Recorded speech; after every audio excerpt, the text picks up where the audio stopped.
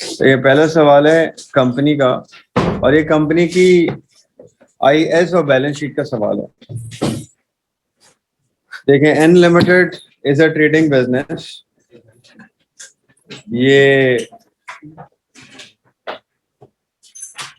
Company है और इस कंपनी की आपको इंफॉर्मेशन दी हुई है, ट्रायल बैलेंस दिया हुआ है। 8% डिबेंचर्स हैं और सेल्स में लिखा हुआ है सारी सेल्स कैसे होती हैं, क्रेडिट पे होती हैं एज सच। अब क्या क्यों दे रहा है ये क्रेडिट वाली बात बाद में देखते हैं, अभी तो फिलहाल कोई जरूरत नहीं है इसकी। 250 के डिबेंचर्स हैं, इनका इंटरेस्ट क्या है, 8% है। तो 8% इंटू 250। खैर अभी आगे देखते हैं, कोई एडजस्टमेंट आते नहीं। एडमिन एक्सपेंस है, cash in cash equivalent bank को कहते हैं। अच्छा, बैंक इनका कहाँ है, डेबिट साइड पर है। तो इंटरेस्ट की बहुत टेक्निकल एडजस्टमेंट नहीं आती जब बैंक पॉजिटिव होता है। बैंक ओवरड्राफ्ट होता है तो एक एडजस्टमेंट आती है। कॉस्ट ऑफ सेल्स ऑलरेडी दी हुई है सवाल में। कॉस्ट ऑफ सेल का मतलब क्या है, ओपनिंग, परचेजेस, क्लोजिंग करके जो कॉस्ट ऑफ सेल आता है वो दी हुई है 466। इंटरेस्ट ट्रायल बैलेंस में ये कौन सा है जो हम पे कर चुके हैं, पेड 8,000 पे कर चुके हैं। क्या बनता है क्या नहीं बाद में देखते हैं। पे 8,000 कर चुके। डिस्ट्रीब्यूशन एक्सपेंस, डिविडेंड पेड, ये कहाँ आता है, statement of changes in equity, dividend paid. अच्छा, डिविडेंड पेड का मतलब क्या होता है, कौन सा डिविडेंड पे होता है, एक साल में लास्ट ईयर का प्रोपोज्ड और करंट ईयर का इंटरिम, या डिविडेंड पेड लिख दे, उसका मतलब भी यही होता है। क्या चेंजेस इन इक्विटी में आता है, कितना 80 है। इन्वेंट्री दी हुई है, ये बात मैंने पहले भी लिखवाई है आप लोगों को, हम सवाल सॉल्व कर चुके हैं ये वाला क्लास में जब कंपनी पढ़ रहे थे। अभी दोबारा बता देता हूँ। जब भी सवाल में कॉस्ट ऑफ सेल्स या ग्रॉस प्रॉफिट, इन दोनों में से कोई भी चीज अगर सवाल में गिवन है, पहले से कॉस्ट ऑफ सेल पहले से दी हुई है या ग्रॉस प्रॉफिट पहले से निकाल के दिया हुआ है क्वेश्चन में, कोई भी चीज इन दोनों में से पहले से गिवन है अगर, फिर जो इन्वेंट्री ट्रायल बैलेंस में होगी वो क्लोजिंग इन्वेंट्री होगी। वैसे ट्रायल बैलेंस में ओपनिंग इन्वेंट्री होती है, लेकिन यहाँ कंडीशन क्या है, अगर सवाल में पहले से कॉस्ट ऑफ सेल या जीपी दिया हुआ है, फिर जो इन्वेंट्री दी होगी वो क्लोजिंग इन्वेंट्री।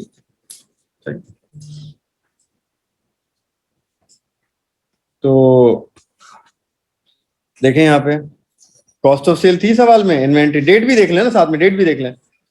ट्रायल बैलेंस कब खत्म हो रहे हैं, 31 दिसंबर 2020 को साल खत्म हो रहा है, और इन्वेंट्री देखें कुछ डेट के 31 दिसंबर 2000 क्लोजिंग हो गई। वैसे अगर डेट वेट ना दियो तो याद रखिएगा। इशूड कैपिटल ओएससी दिया हुआ है 5 लाख, पार वैल्यू कितनी है 0.25, और वैल्यू क्या है 5 लाख है। ओएससी भी कहाँ था, चेंजेस इन। सबसे पहला काम क्या करें, नंबर ऑफ शेयर्स निकाल लिया करें हमेशा। कंपनी का सवाल आए आप नंबर ऑफ शेयर्स पहले निकाल लें। तो 5 लाख का ओएससी डिवाइड बाय 0.25 करें, क्या देगी par value, 5 lakh divide by 0.20 lakh, ये आ जाएंगे number of shares existing. Non current asset है, उसकी पुरानी डेप्रिसिएशन है, बैलेंस शीट आइटम्स हैं। Retain earning, changes in equity, revenue हो गई, sales, income statement, share premium, reserve, changes in equity,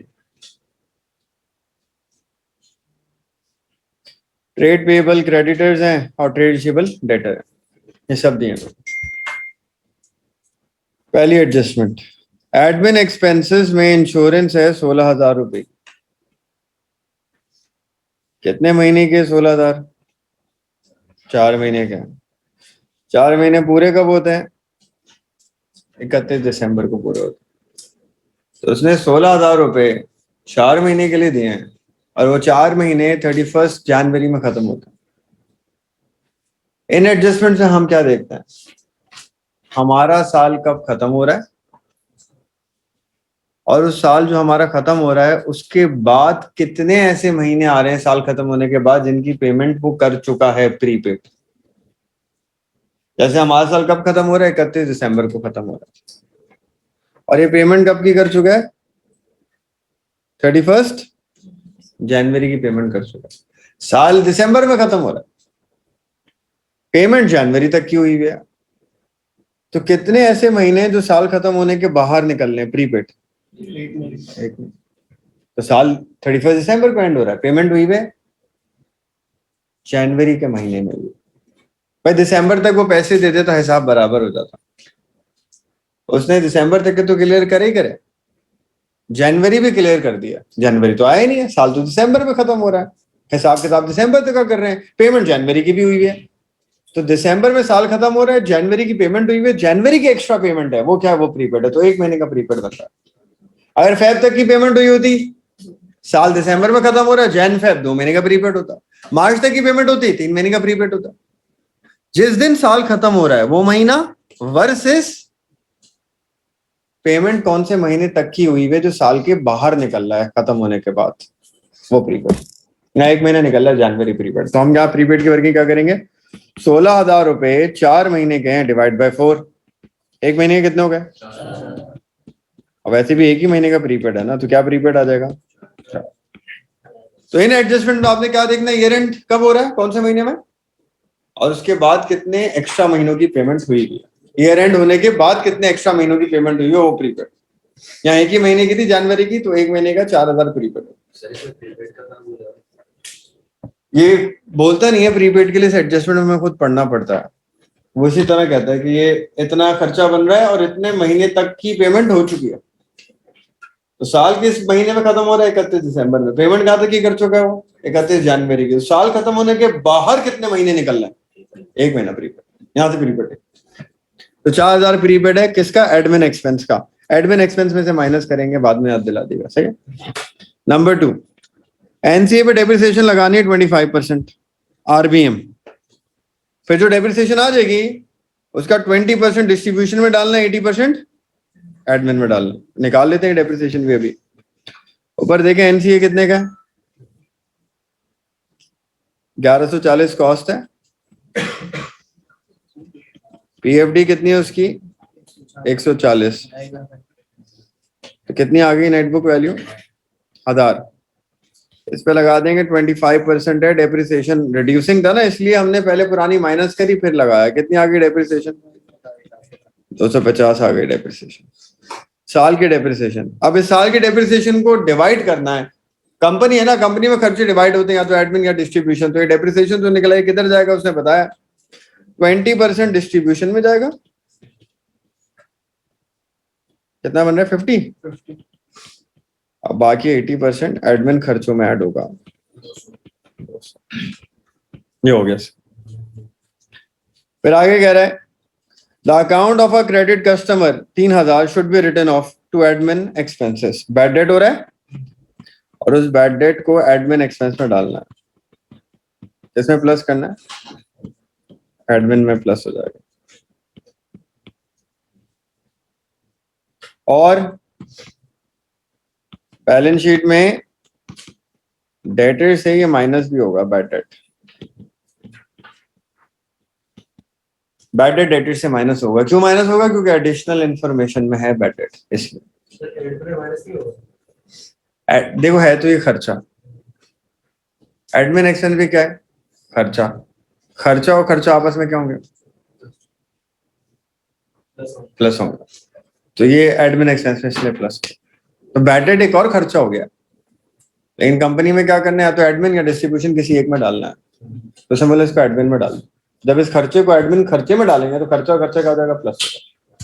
और बैड डेट डेटर को कम करता है, बैलेंस शीट में ये डेटर से माइनस हो जाएगा। ठीक है, अब आगे देखें नंबर 4। अब ये डिबेंचर की एडजस्टमेंट है, ये इंटरेस्ट की एडजस्टमेंट कंपनी अकाउंट में अब जो आ रही है वो आपको खुद ही समझनी है सवालों में। पहले तो आसान तरीका था, परसेंटेज लगाई आ गई, अब खुद समझना है आपको, जो लिखा उसके हिसाब से उसको एग्जामिन करना। कह रहा है डिवेंचर इंटरेस्ट आउटस्टैंडिंग है। आउटस्टैंडिंग का मतलब क्या हो गया, अक्रूड। कितना अक्रूड है, 6 महीने का अक्रूड।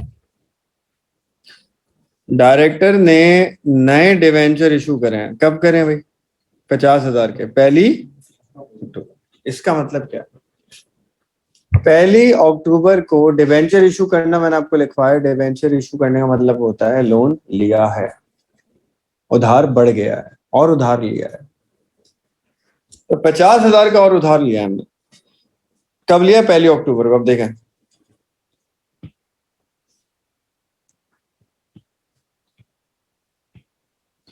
अकाउंटिंग ईयर एंड कब हो रहा है हमारा? 31 दिसंबर को एंड हो रहा है।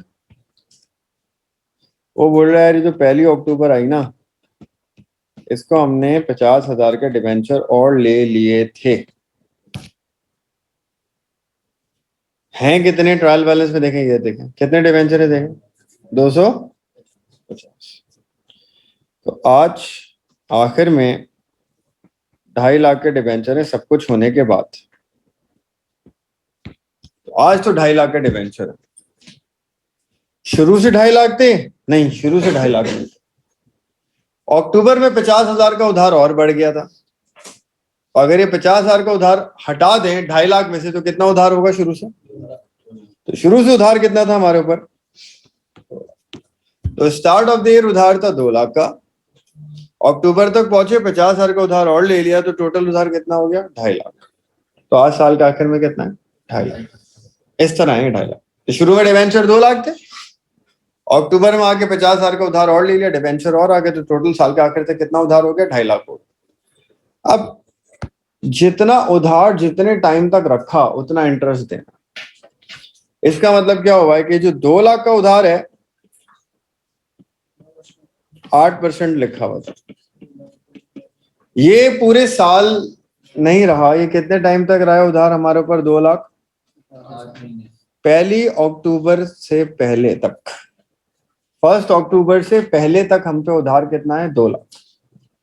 साल जैन में शुरू हुआ है, जैन, फेब, मार्च, अप्रैल, मई, जून, जुलाई, अगस्त, सितंबर, 9 महीने। तो 9 महीने तक उधार रहा है 2 लाख। और पहली अक्टूबर से उधार कितना हो गया? 50,000 का और आ गया, तो कितना हो गया उधार? 2.5 लाख हो गया। ये 2.5 लाख कितने टाइम तक रहा है? आज 31 दिसंबर, साल खत्म हुआ है। और नया उधार कब आया था? अक्टूबर में। अक्टूबर से 2.5 लाख हुआ था, तो अक्टूबर, नवंबर, दिसंबर, 3 महीने।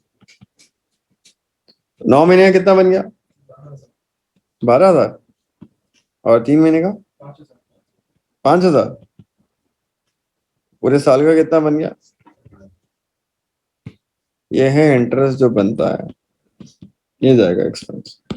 तो ऐसे भी कर सकते हैं कि 2 लाख का आपने पूरा ले लिया 12 महीने का, और 50,000 का 3 महीने का ले लिया, ये आंसर आएगा। बिल्कुल ऐसे भी कर सकते हैं, जैसे आपको सही लगा वैसे कर सकते हैं। ये 17,000 ही आ रहा है।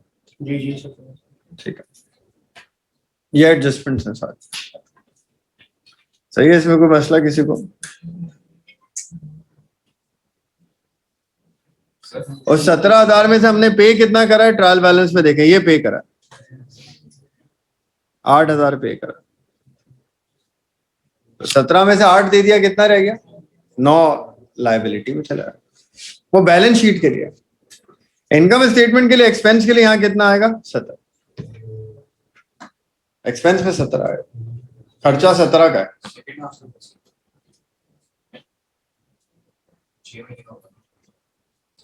6 महीने पे करा हुआ, 6 महीने का रह गया। 6 महीने का कितना पे करा हुआ उसने? 8 पे करा हुआ, 8 रह गया।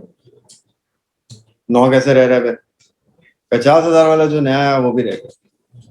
पूरे साल में देखा जाए तो कितने डिवेंचर थे पूरे साल में? 50 वाले हटा के 2 लाख। 2 लाख का 8% कितना होता है? 16,000। आधा दे दिया, कितना दे दिया? 8,000 रह गया। फिर नया है 50,000। 50,000 का 8% कितना होता है? 4,000। 3 महीने का कितना होता है? 1,000। वो भी बाकी रह गया, वो भी पे नहीं हुआ।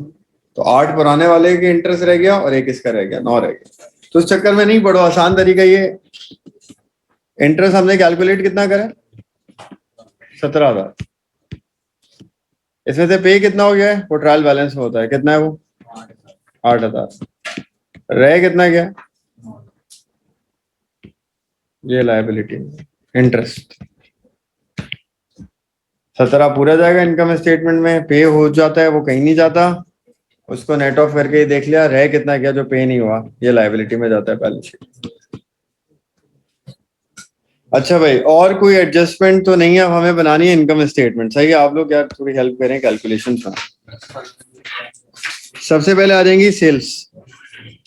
सेल्स किस नाम से दी है सवाल में? रेवेन्यू के नाम से दी है, और सेल में कोई एडजस्टमेंट नहीं हुई है, सेल वैसी आ जाएगी जैसे दी हुई। देखें रेवेन्यू सेल्स 920,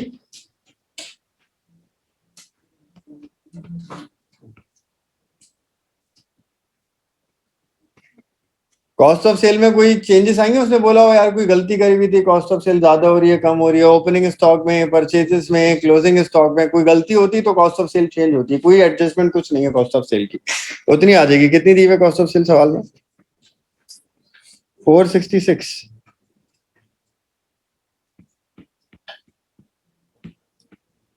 वैसे भी कंपनी अकाउंट में पता है ना आपको, कॉस्ट ऑफ सेल ही लिखी जाती है, ओपनिंग परचेज क्लोजिंग अलग से वर्किंग की जाती है, लिखी नहीं जाती cost of sale. Gross profit आ जाएगा, कितना आ रहा है? 457। अच्छा, अदर इनकम नहीं है ना कोई? एडमिन एक्सपेंस आएगा और डिस्ट्रीब्यूशन एक्सपेंस, दो एक्सपेंस आते हैं।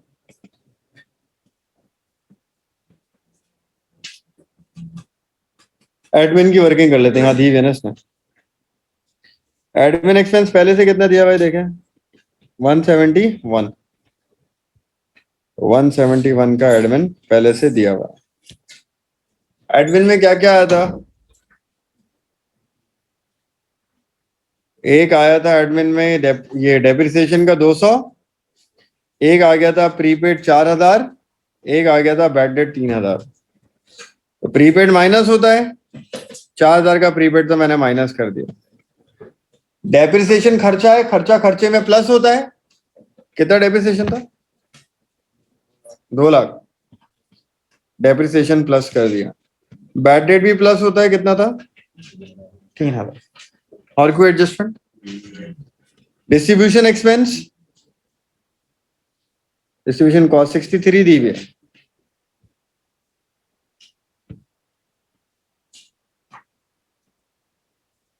इसमें एक एडजस्टमेंट है, डेप्रिसिएशन का 20% लाना था डिस्ट्रीब्यूशन में। डेप्रिसिएशन का 20% कितना बनता है? 50,000 बन रहा था। और तो कुछ नहीं था ना उसमें। इनके टोटल बताते हैं। और फाइनेंस कॉस्ट तो हमने निकाली अभी, 2 लाख पे 8%, पूरे साल का 16,000। 50,000 का लोन हमने कब लिया है? अक्टूबर है, तो अक्टूबर नवंबर दिसंबर 3 महीने का 1,000। टोटल इंटरेस्ट साल का 17,000। ये आप कर चुके हैं वर्किंग। कितना आ गया डिस्ट्रीब्यूशन? डिस्ट्रीब्यूशन आ गया 1,13,000। और एडमिन 370। देख लें यार, यहाँ तक कोई प्रॉब्लम है तो पूछ लें। एडमिन आ गया 370 और डिस्ट्रीब्यूशन आ गया 1,13,000। माइनस कर दें profit before interest and tax, क्या हो रहा है? 26,000 क्या प्रॉफिट लॉस? नेगेटिव आ रहा है, लॉस हो रहा है 26,000। अभी तो हम इंटरेस्ट भी माइनस करेंगे। हाँ, ऑपरेटिंग प्रॉफिट, ऑपरेटिंग प्रॉफिट भी कहते हैं। ऑपरेटिंग लॉस आया, नेगेटिव आंसर। इंटरेस्ट हमने निकाला है 17,000। टैक्स नहीं है ना सवाल में, तो यहाँ रुक जाएंगे। Profit after interest and tax, आप लॉस भी लिख सकते हैं या प्रॉफिट लिख के नेगेटिव भी लिख सकते हैं। 43 ये इनकम स्टेटमेंट हो जाएगी।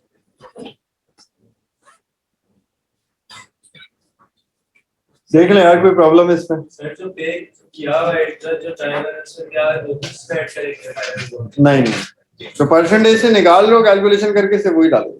सर अगर लॉस लिखेंगे तो ब्रैकेट लगाने की जरूरत नहीं। हाँ,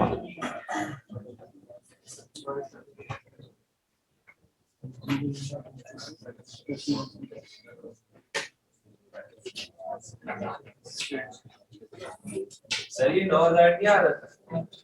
17 9 तो लाइबिलिटी के लिए आ रही थी, 17 में से 8 माइनस किया क्योंकि वो पे हो चुका है। तो 9 जो बचा है वो लाइबिलिटी में डालेंगे। वो 9 क्या है जो पे नहीं हुआ। देखो खर्चा पे करो या ना करो, खर्चा है तो वो लिखा जाएगा। तो साल का खर्चा है कितना? बैलेंस शीट में मतलब हाँ, साल का खर्चा है कितना? 17, तो 17 लिख दिया। बैलेंस शीट में देखेंगे अब उधार क्या क्या बाकी रह गया हमारे ऊपर, तो वो इंटरेस्ट के अंदर सिर्फ 9 का उधार है, तो लायबिलिटी में 9 लिखेंगे, खर्चे में पूरा लिखेंगे 17।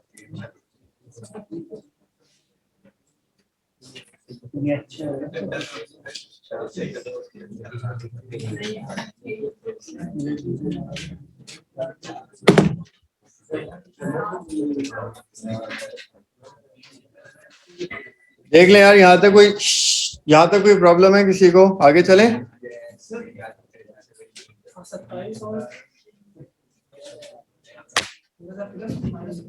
कहाँ पे ये माइनस में था ना 26, तो 17 तो वैसे ही माइनस होता है, वो ऑलरेडी माइनस में था, माइनस माइनस क्या हो जाएगा? कैसे सवाल करा?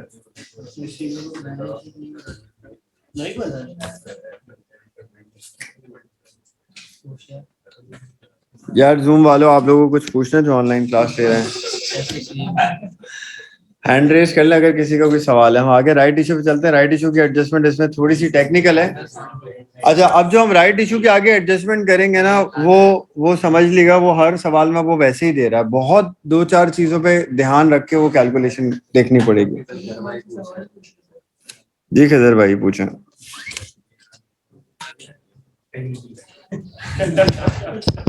सर इंटरेस्ट की वर्किंग एक बार फिर समझा दो यार। अच्छा, लेट है सर। ठीक है।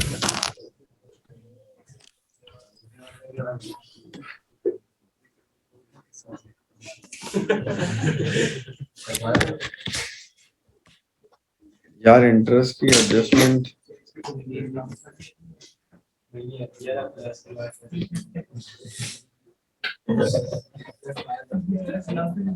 यार, उसने इंटरेस्ट में ये बोला है, ये वाली बात कि नए डिवेंचर 50,000 के 1 अक्टूबर को इशू हुए थे।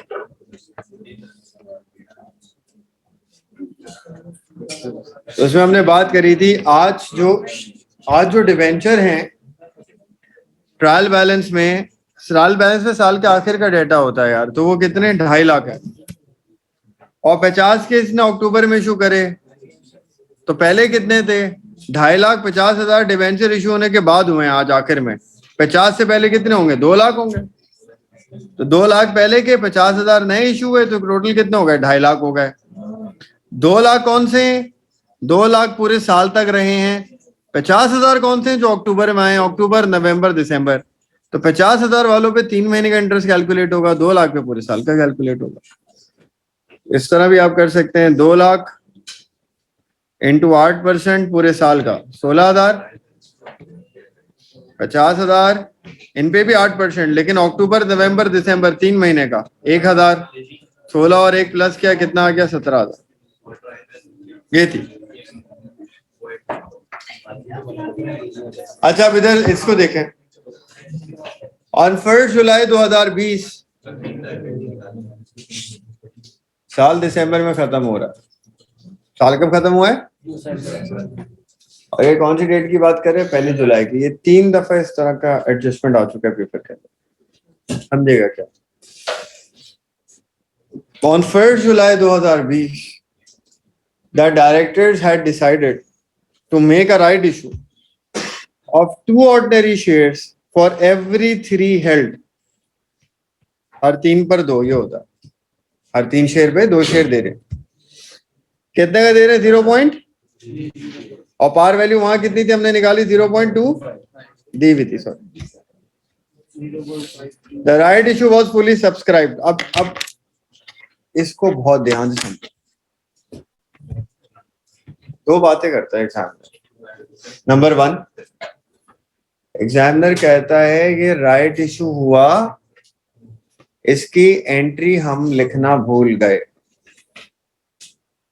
तो हम सिंपल एंट्री बना देते हैं।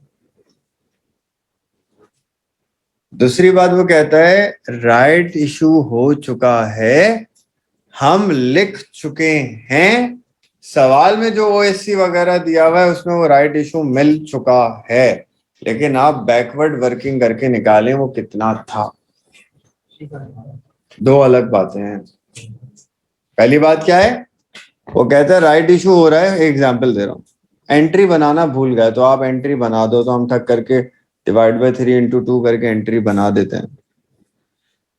और दूसरा केस ये जो अभी दिया हुआ है, क्या केस है, राइट इशू हुआ था ड्यूरिंग द ईयर, एंट्री बन गई है ड्यूरिंग द ईयर। आपको सवाल में ओएससी वगैरह दिया हुआ, उसमें राइट इशू मिला हुआ है पहले से, आप बैकवर्ड वर्किंग करके निकालो कितना था। यहाँ पर भी वही है, याद रखिएगा ये दोनों बातों में फर्क। यहाँ पर कौन सा सर एक बार यहाँ पे बता चुका है ना, right issue during the year हुआ था, एंट्री बन चुकी है, आप बैकवर्ड वर्किंग करके निकालें कितना था। एक और चीज से हमें पता चल सकता है कि राइट इशू हो गया तो और एंट्री बन गई थी, कैसे पता चल सकता है, ट्रायल बैलेंस में गौर करें आप लोग। ये देखें, यही एंट्री है, 5 5 6 6 नंबर ऐसे चले जाते हैं।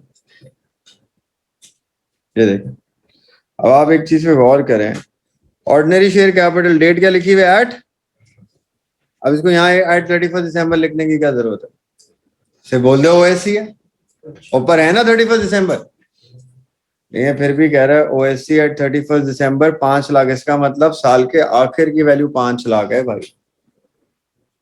साल के आखिर में ओएससी कितना हुआ है, 5 लाख हुआ है। और राइट इशू कब हुआ था, राइट इशू कब हुआ था, जुलाई में हुआ था, और आज क्या है 31 दिसंबर, 31 दिसंबर का दिया हुआ 5। इससे ही पता चले कि right issue during the year हुआ था, वो इसमें मिला हुआ है, क्योंकि हमें साल के आखिर का ओएससी दिया हुआ है, हमें बैकवर्ड वर्किंग करके निकालना, इसमें मिला हुआ क्या है। शेयर प्रीमियम के साथ भी क्या लिखा हुआ है, 31 दिसंबर देखें 70, तो राइट इशू में जो शेयर प्रीमियम आना था वो आ गया, मिलाकर कितना हो गया ये 70 हो, बैकवर्ड वर्किंग करनी। अब वो कैसे करनी है, तीसरी दफा आया है ये पेपर में, तीसरी एडजस्टमेंट है। और बहुत सारे सवालों में ये नहीं आता, उसमें क्या आता है, राइट इशू हो रहा है, एंट्री नहीं बनाई, बना दें आप, हम नॉर्मल एंट्री बना देते। ये बैकवर्ड वर्किंग, बैकवर्ड वर्किंग कब करनी होगी, ओएससी का आखिर दिया हुआ है, शेयर प्रीमियम का आखिर दिया हुआ है, during the year share issue हुआ है, और बैकवर्ड जाके निकालना था कितना। अब इधर आ जाए, देखें करते हैं वर्किंग इसकी। पहले इसकी थ्योरी की बात सुने, कह रहे एक्सप्लेन, मैं एक ही दफा समझाऊंगा, मैं किसी हाल में रिपीट नहीं करूंगा, सही है, अब आप समझ लीजिए, दिमाग जगा के रखिएगा पीछे। एक्सप्लेन 2 रीजंस व्हाई कंपनी में make a right issue of shares rather than an issue of debenture. फर्क बताना है डिबेंचर और राइट इशू का। देखिए राइट इशू करते हैं, राइट इशू में शेयर इशू करेंगे, पैसा आ जाएगा, क्या वो पैसा उधार है, तो पहली बात हो गई, right issue is a permanent finance. Permanent finance का मतलब ये पैसा वापस नहीं करना, ये उधार नहीं है। राइट इशू में क्या होता है, ये कैपिटल है, इसमें क्या देना पड़ेगा, शेयर होल्डर्स को डिविडेंड्स देने पड़े, जबकि डिवेंचर्स क्या है, लोन है, उसको क्या करना पड़ेगा, रीपेमेंट करनी पड़ेगी उसकी, एक ना एक दिन बाद वो उधार वापस करना पड़ेगा, और तब तक उसके ऊपर क्या देना पड़ेगा, इंटरेस्ट देना पड़ेगा। ये सारी बात। अब आए मेन कैलकुलेशन पे, हर किसी को इस कैलकुलेशन में मसला, हर किसी को, क्योंकि वो ये कॉन्सेप्ट समझना पिक करना है सवाल में आप, कि कब बैकवर्ड वर्किंग करनी है, कब नॉर्मल वर्किंग करनी है। मैंने आपको बता दिया, जब लिखा हो transactions are not recorded yet, normal working करनी है। जब ये लिखा हो साल के आखिर में ओएससी इतना हो गया है, इशू होने के बाद बैकवर्ड वर्किंग करनी है। भाई जब इशू हो गया और उसने मिला दिया, तो हमारा करने का क्या काम बचा। अगर शेयर इशू हो गए और उसने लिख दिए, तो अब हमारे करने का क्या काम है, काम तो हो चुका है, एंट्री तो बन चुकी है, रिकॉर्ड तो हो चुका है, लेकिन वो कह रहा है बैकवर्ड वर्किंग करो, निकालो। ये कॉन्सेप्ट है, सही है। अब देखें, हमें ओरिजिनल शेयर्स नहीं पता कितने थे, सही है, तो पहले कितने शेयर्स थे, हम अज्यूम करते हैं यार पहले थे एक्स शेयर्स, राइट इशू होने से पहले कुछ शेयर्स होंगे ना, फिर राइट इशू मजीद हुआ होगा तो शेयर बढ़ गए होंगे। पहले कितने थे राइट इशू से पहले, वो तो हमें कहीं नहीं बताया उसने, तो हमने कहा भाई एक्स थे, वो एक्स शेयर्स थे राइट इशू से पहले, ऐसे ही। फिर राइट इशू हुआ, शेयर बढ़ जाएंगे, राइट इशू होगा तो, और शेयर इशू हो गए। कितने हुए? 2 शेयर फॉर एवरी 3 हुआ। तो पहले कितने थे? एक्स थे। हर 3 शेयर पे कितने इशू हुए?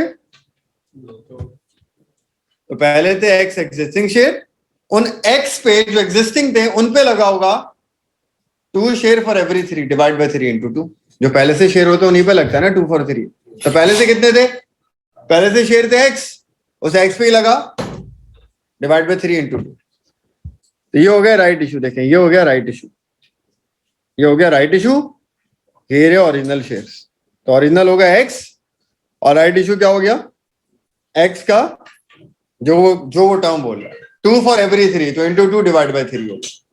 तो ये पुराने शेयर, ये राइट इशू के शेयर, ये दोनों मिल गए। तो आज हमें टोटल शेयर्स दिए में कितना ओएससी टोटल दिया हुआ है? 5 लाख ओएससी दिया हुआ है, 5 लाख। हम नंबर ऑफ शेयर्स की बात कर रहे हैं। देखें ओएससी कितना दिया हुआ है, हम नंबर ऑफ शेयर की बात कर रहे हैं। पार वैल्यू 0.25 डिवाइड करा नंबर ऑफ शेयर हम निकाल चुके हैं। तो कितने हो गए? 20 लाख। यानी कि पहले कुछ शेयर्स थे, फिर राइट इशू में मजीद शेयर्स इशू हुए, मिलाकर टोटल शेयर कितने हो गए आज? 20 लाख। तो एक्स थे पुराने शेयर्स, उन पे हुआ 3 for 2, ये आ गए मजीद शेयर्स, और टोटल शेयर कितने हो चुके हैं? 20 लाख हो चुके। सही। अब इसको सॉल्व कर, ये इस तरह होता है भाई। इसमें राइट इशू मिला हुआ है ना, पुराना एक्स हो गया, एक्स में और राइट इशू आ गया, वो मिलाकर आज टोटल शेयर कितने हो गए? 20 लाख है। अब सॉल्व कर लें इसको। एक्स तो एक्स रहेगा, प्लस ये 2 डिवाइड बाय 3 करें, क्या बनता है?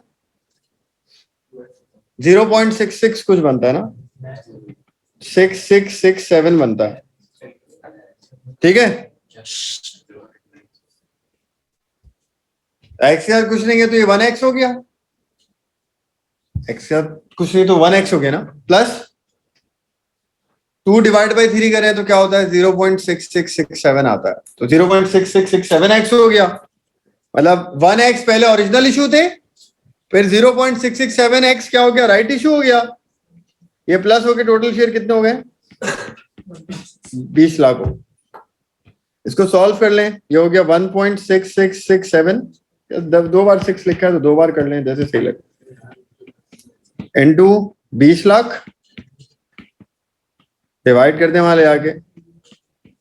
20 लाख को 1.6667, 12 लाख आ जाएगा। आई गेस राउंड ऑफ का मसला होगा, सॉल्व कर लें, 12 लाख आ जाएगा। 12 लाख शेयर्स थे ओरिजिनली राइट इशू से पहले। एक्स निकाला, एक्स क्या थे? राइट इशू से पहले वाले शेयर्स। हमेशा इसी तरह होगा, आप पहले के नंबर ऑफ शेयर्स को क्या ले लेंगे? एक्स ले लेंगे, उसमें आप राइट इशू जो हो रहा है उसमें मजीद एक्स की फॉर्म में प्लस कर देंगे जितना सवाल में दिया हुआ उस हिसाब से, और आपके पास टोटल शेयर आज के दिन जो ट्रायल बैलेंस में दिए हुए उतने आ जाएंगे नंबर ऑफ शेयर्स। फिर आप एक्स निकालेंगे, एक्स से आपको क्या पता चलेगा? ओरिजिनल शेयर्स कितने थे, वो आ गया आपका 12 लाख। चेक भी कर लें सही क्या नहीं क्या। तो आप कैसे चेक कर लेंगे? क्या टर्म बोली उसने? 12 लाख तो आ गया आपके पास, उसने क्या बोला है? 3 पे 2 ना, 12 लाख शेयर। 12 लाख शेयर क्या है हमारे पास जो पहले से थे? सुने, पहले से थे 12 लाख। अब इधर देखें, हम अब स्टेप 1 पे आते हैं वापस, जो हम करते थे एग्जिस्टिंग शेयर्स। एग्जिस्टिंग शेयर हमने निकाल लिए, कितने हैं भाई? 12 लाख है। स्टेप 2 क्या करा कंपनी ने? राइट इशू करा। राइट इशू में कंपनी ने क्या करा? एग्जिस्टिंग शेयर 12 लाख थे, हर 3 पर 2 शेयर ना, तो ये आ गया 8 लाख न्यू शेयर्स आ गए। तो देखे ना, 12 और 8 को मिलाएं 20 लाख बन रहा है ना ट्रायल बैलेंस वाला। हाँ ठीक है, 8 लाख नए शेयर इशू करे। अब डबल एंट्री बना दे नॉर्मल जैसे बनती है।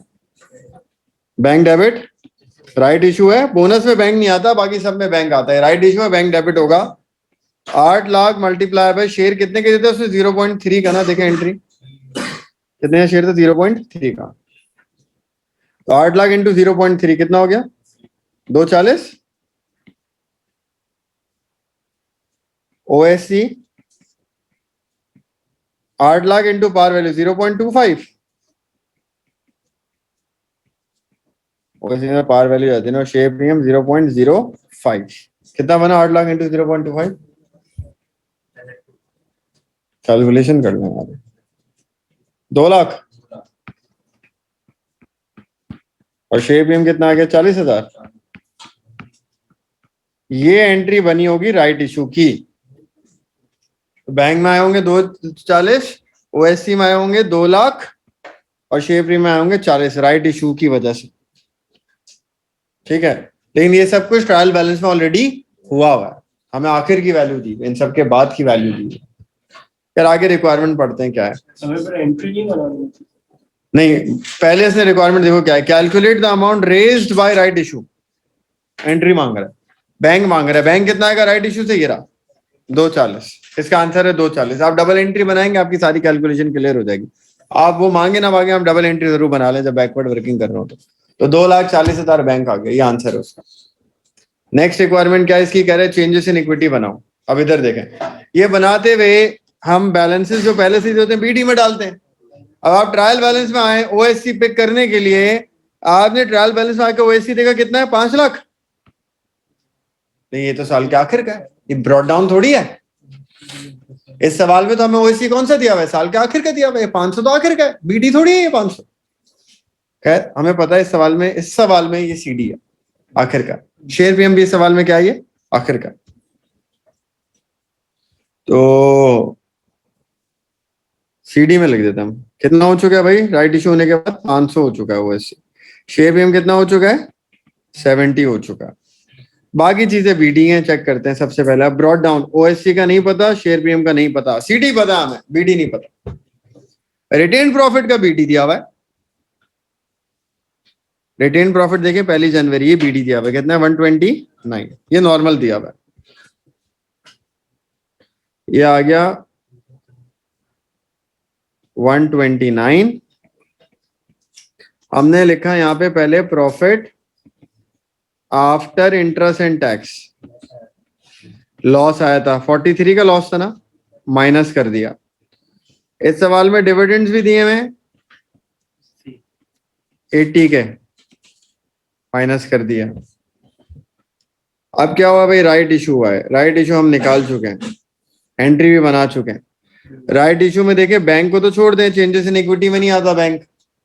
चेंजेस इन इक्विटी में क्या आएगा, ओएससी और शेयर प्रीमियम आएगा। ओएससी कितने से क्रेडिट हुआ है देखें, रिजर्व है, रिजर्व क्रेडिट हो रहा है, मतलब बढ़ रहा है कम हो रहा है, ये 200 से बढ़ा, ये 40 से बढ़ गया। राइट इशू में ओएससी बढ़ गया 200 से और शेयर प्रीमियम बढ़ गया। तो अब ब्रॉड डाउन निकाल लेते हैं पहले ओएससी का। देखिए ओएससी कितना हो चुका है, 500। राइट इशू से कितना आया था ओएससी में, तो ओरिजिनली कितना होगा, सही ना, तो पहले कितना होगा ये 300, 200 राइट इशू था, टोटल कितना हो गया 500। इसका देखें शेयर प्रीमियम का 70 है, राइट इशू से कितना आया, शेयर प्रीमियम 40 आया है, तो पहले कितना होगा 30। रिटेन प्रॉफिट में और कोई कैलकुलेशन है, प्रॉफिट आ गया, डिविडेंड आ गया, ट्रांसफर टू रिजर्व है नहीं इस सवाल में, बस यही आ जाएगा टोटल, और कुछ नहीं है। टोटल कर लें 129 माइनस 43 माइनस 80, 6 आ गया। अच्छा टोटल का कॉलम ये है कि इनको टोटल कर लें, 330 और 129 प्लस करें कितना हो गया,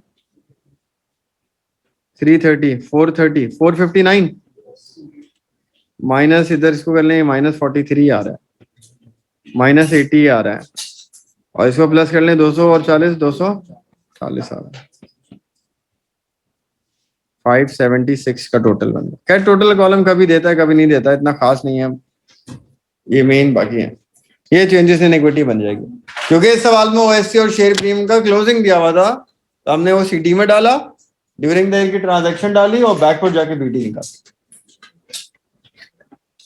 आखिरी पार्ट देखें इसका, the directors are concerned about company's credit control and wish to improve the company's liquidity position. इसका मतलब भाई चाह रहे हैं ये लोग करंट एसेट्स को किसी तरह से ज्यादा कर दें, लोगों से जल्दी पैसे निकलवा लें, क्रेडिट कंट्रोल इंप्रूव कर लें, डेटर को कम से कम टाइम दें, पैसा आए तो खर्चे वर्चे निकलेंगे, ये सब।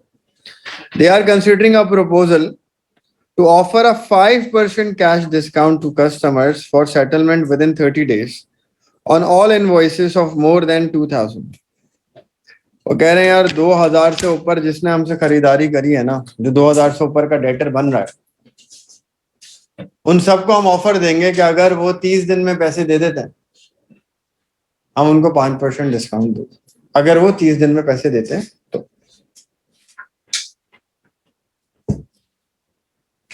वरना नहीं देंगे, 30 दिन में पैसे नहीं देंगे। और 2000 से कम वाले जो डेटर होंगे उनको कोई discount. Identify 2 ratios which can be used to assess the liquidity of a business. Liquidity ratio के नाम बताने कोई भी दो। हाँ सही है ना, current ratio, acid test ratio, कोई भी दो बताना। लिक्विडिटी में जितने भी आते हैं दो बताना। अब आगे देखें part F, advice the directors. अब ये थ्योरी आ रही है, थ्योरी आपको थ्योरी की किताब से थोड़ी मिलेगी, ये आपको खुद लिखनी है यार। मिल जाएगी, थ्योरी की बुक में है ये थ्योरी, लेकिन थ्योरी की बुक में जो पास पेपर में आ चुका है वो है ना। कुछ जनरल थ्योरी होती है, कुछ वो होती है जो आपको याद करनी। याद करने वाली तो वहां से याद हो जाएगी, सब जनरल आपको देख के आंसर करना, खुद ही पढ़ के खुद ही करना। तो ये तो आपको खुद आंसर करना। अब देखें क्या है, एडवाइस डायरेक्टर्स वेदर और not they should go ahead with this proposal, justify और आंसर। कह रहे बताओ भाई डिस्काउंट दें या ना, जस्टिफाई करेंगे। अब इस पे आप कोई पैटर्न देंगे, आपके दिमाग में जो पॉइंट्स आ रहे हैं आप उसके हिसाब से लिखते हैं। बताएं क्या पॉइंट्स आ रहे हैं आप लोगों के दिमाग में?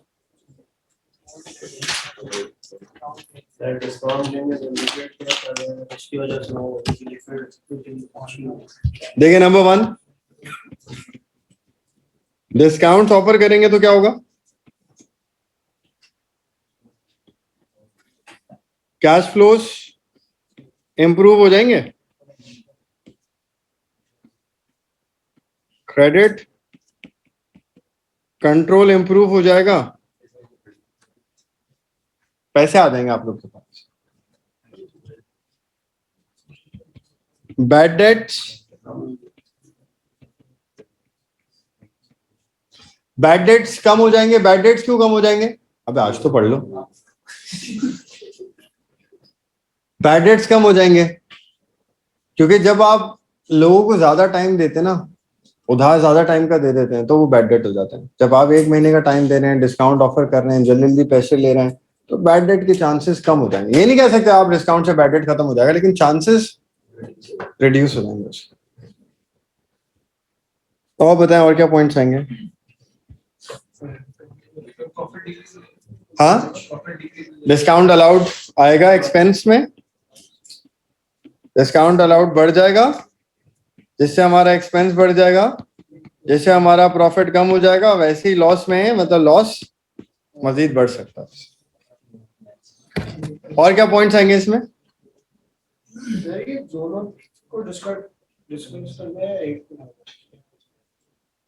मतलब समझा नहीं है बात।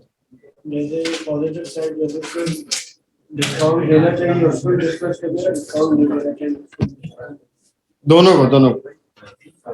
इसमें और कोई पॉइंट हो तो आप लिख के आखिर में एडवाइस कर दिया कि देना चाहिए, ठीक है।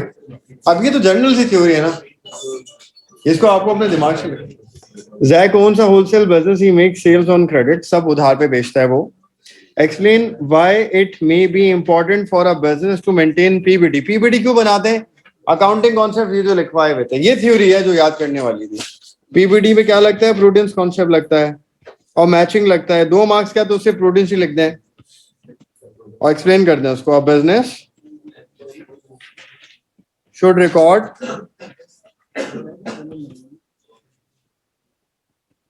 all the anticipated losses and should not record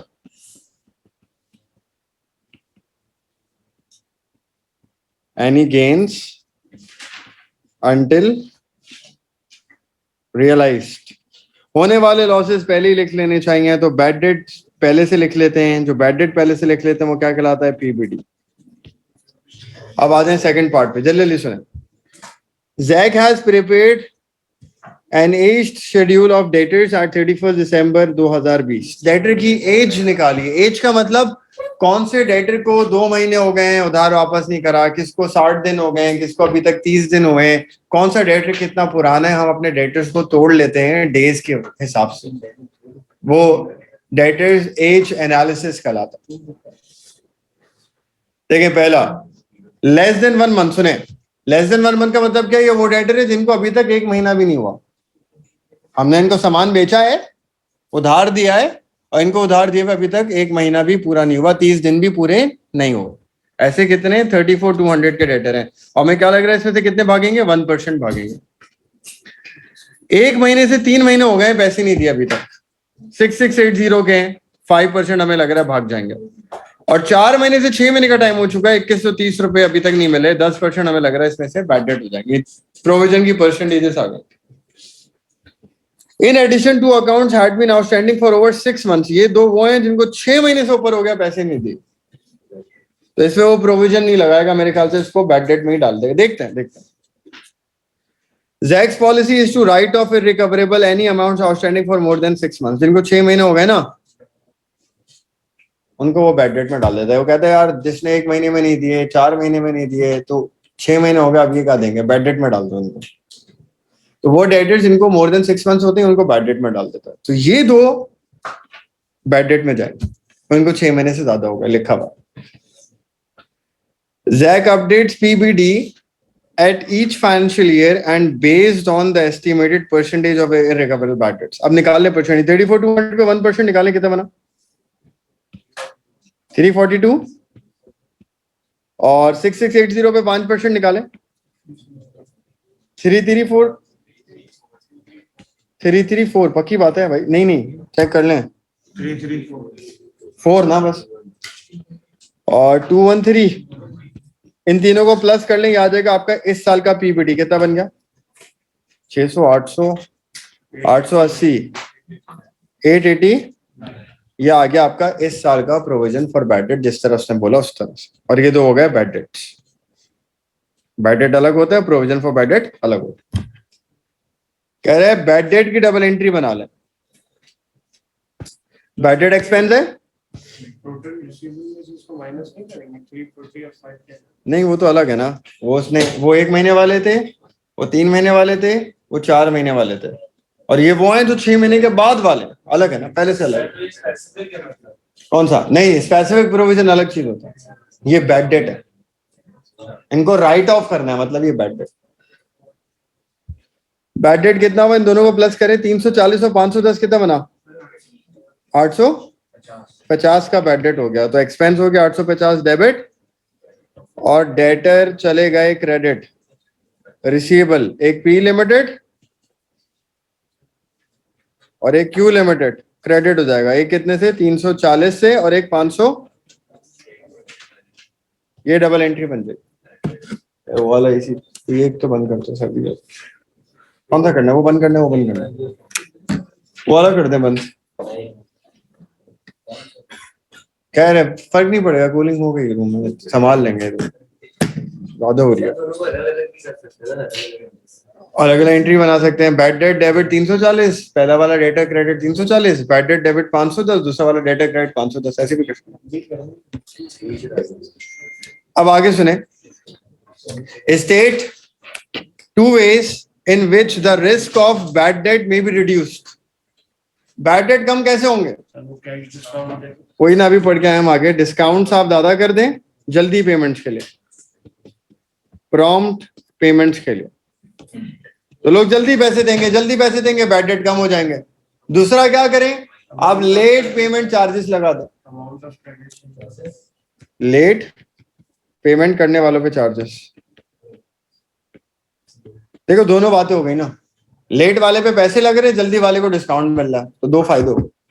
आप जल्दी पैसे देंगे डिस्काउंट भी मिलेगा और लेट चार्जेस से भी बच जाएंगे, इस तरह डेटर्स कम हो जाएंगे। भले लेट पेमेंट के चार्जेस है वो तो वही बैड डेट नहीं तो हर कोई थोड़ी बैड डेट होता है, हर बंदा थोड़ी तो देर से पैसे देता हो बैड डेट होगा।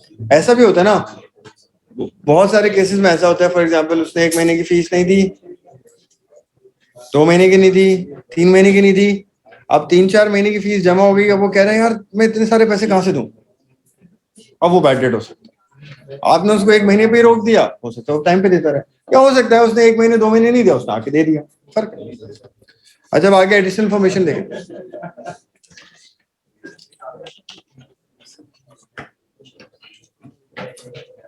At 1st January 2020 the business had a PBT 980, ये आ गया PBT का ब्रॉड डाउन।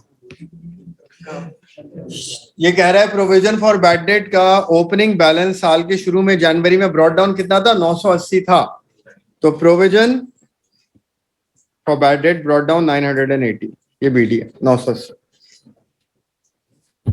ये बीडी आ गया।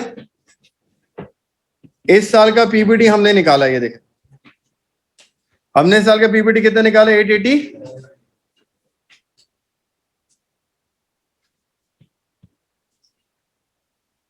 इस साल का पीबीटी 889, ब्रॉट डाउन कितना है 980, 980 और 889 देखें इन दोनों में फर्क, 980 से 889 आ रहा है, पीबीटी डिक्रीज हो रहा है ना, कम हो रहा है, कितने से कम हो रहा है 91 से डिक्रीज होता है तो क्या होता है अदर।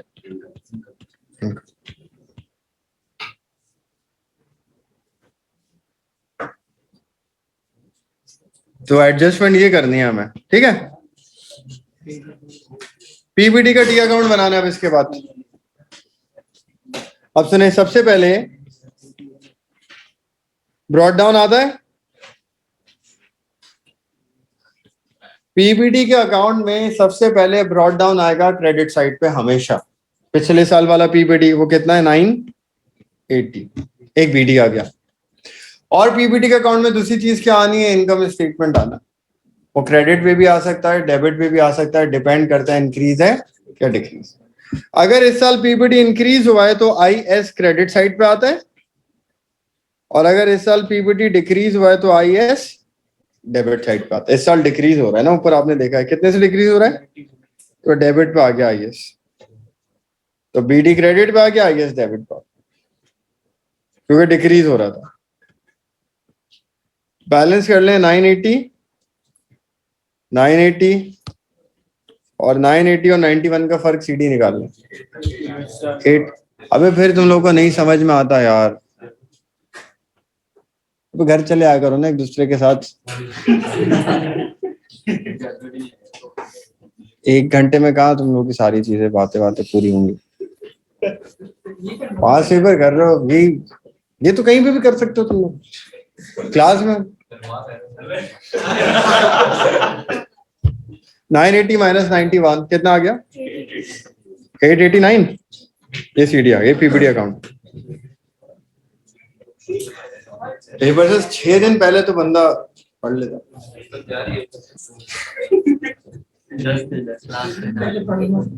अच्छी बात है।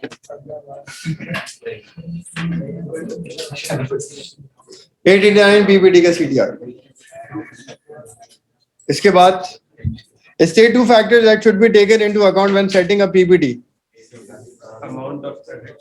ये वही वाली थ्योरी है, पीपीटी बनाते वक्त हम किन फैक्टर्स का ख्याल रखते हैं ना। प्रोविजन फॉर बैड डेट का अगर आप अमाउंट सेट कर रहे होते हैं कि 3% पीपीटी बनाना है, 4% पीपीटी बनाना है, 5% पीपीटी बनाना है, तो आप किन फैक्टर्स को कंसीडर करते हुए पीपीटी का अमाउंट डिटरमिन करते हैं। जो शुरू में पीपीटी पढ़ाते हुए वो क्या था, पास रिकॉर्ड, बिजनेस की रिकवरी स्ट्रॉन्ग है तो पीपीटी कम बनता है, वीक रिकवरी पीपीटी ज्यादा बनता है, अमाउंट ऑफ क्रेडिट सेल, ज्यादा क्रेडिट सेल करिए तो पीपीटी ज्यादा बनता है, कम क्रेडिट सेल है तो कम बनता है। वो सारे फैक्टर्स, हाँ कोई भी 2 फैक्टर लिखते हैं उनमें से, ठीक है। ये हो गया पीपीटी का सवाल खत्म। इन्वेंट्री है, डेटर्स हैं, अदर पेबल यहाँ लिखा हुआ है, अदर पेबल तो लायबिलिटी में आना चाहिए ना, बैंक ओवरड्राफ्ट भी लायबिलिटी में आना चाहिए, गलत लिखा हुआ है। Capital, opening capital, net profit, drawings, loan, provision for bad debt यहाँ गलत लिखा हुआ है, ये करंट एसेट में डेटर से माइनस होना चाहिए। अदर रिसीवेबल भी करंट एसेट में आना चाहिए, रिसीवेबल है ना, और ट्रेड पेबल ठीक लिखे हैं। और भी एरर्स हैं कुछ, ये एरर है नंबर 1, क्लोजिंग इन्वेंट्री 510 से ओवर स्टेटेड है, ज्यादा हुई भी है। क्लोजिंग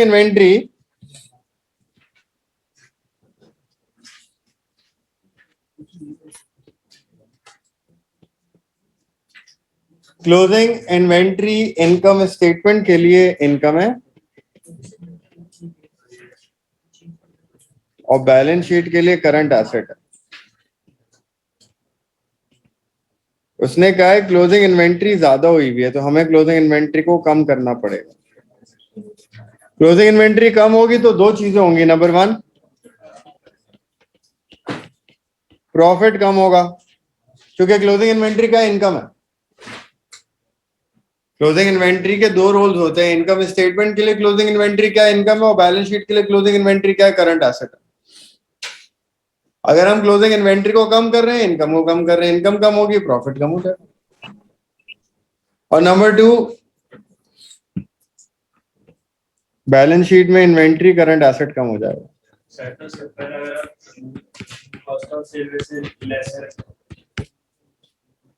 कॉस्ट ऑफ सेल बढ़ेगी, क्लोजिंग इन्वेंट्री कम होगी तो कम करोगे, क्लोजिंग इन्वेंट्री कम होती है तो कॉस्ट ऑफ सेल बढ़ती है, क्लोजिंग इन्वेंट्री माइनस होता है। नहीं, मतलब उसका इम्पैक्ट प्रॉफिट के हिसाब से देखा जाए तो उसका इम्पैक्ट प्रॉफिट पे इनकम वाला पड़ता है। तो क्लोजिंग इन्वेंट्री कम करेंगे हम, कॉस्ट ऑफ सेल बढ़ जाएगी, प्रॉफिट कम हो जाएगा, और क्लोजिंग इन्वेंट्री करंट एसेट कम हो जाएगा। Number 2,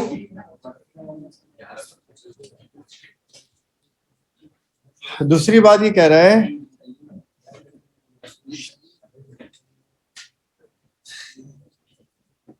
the balance of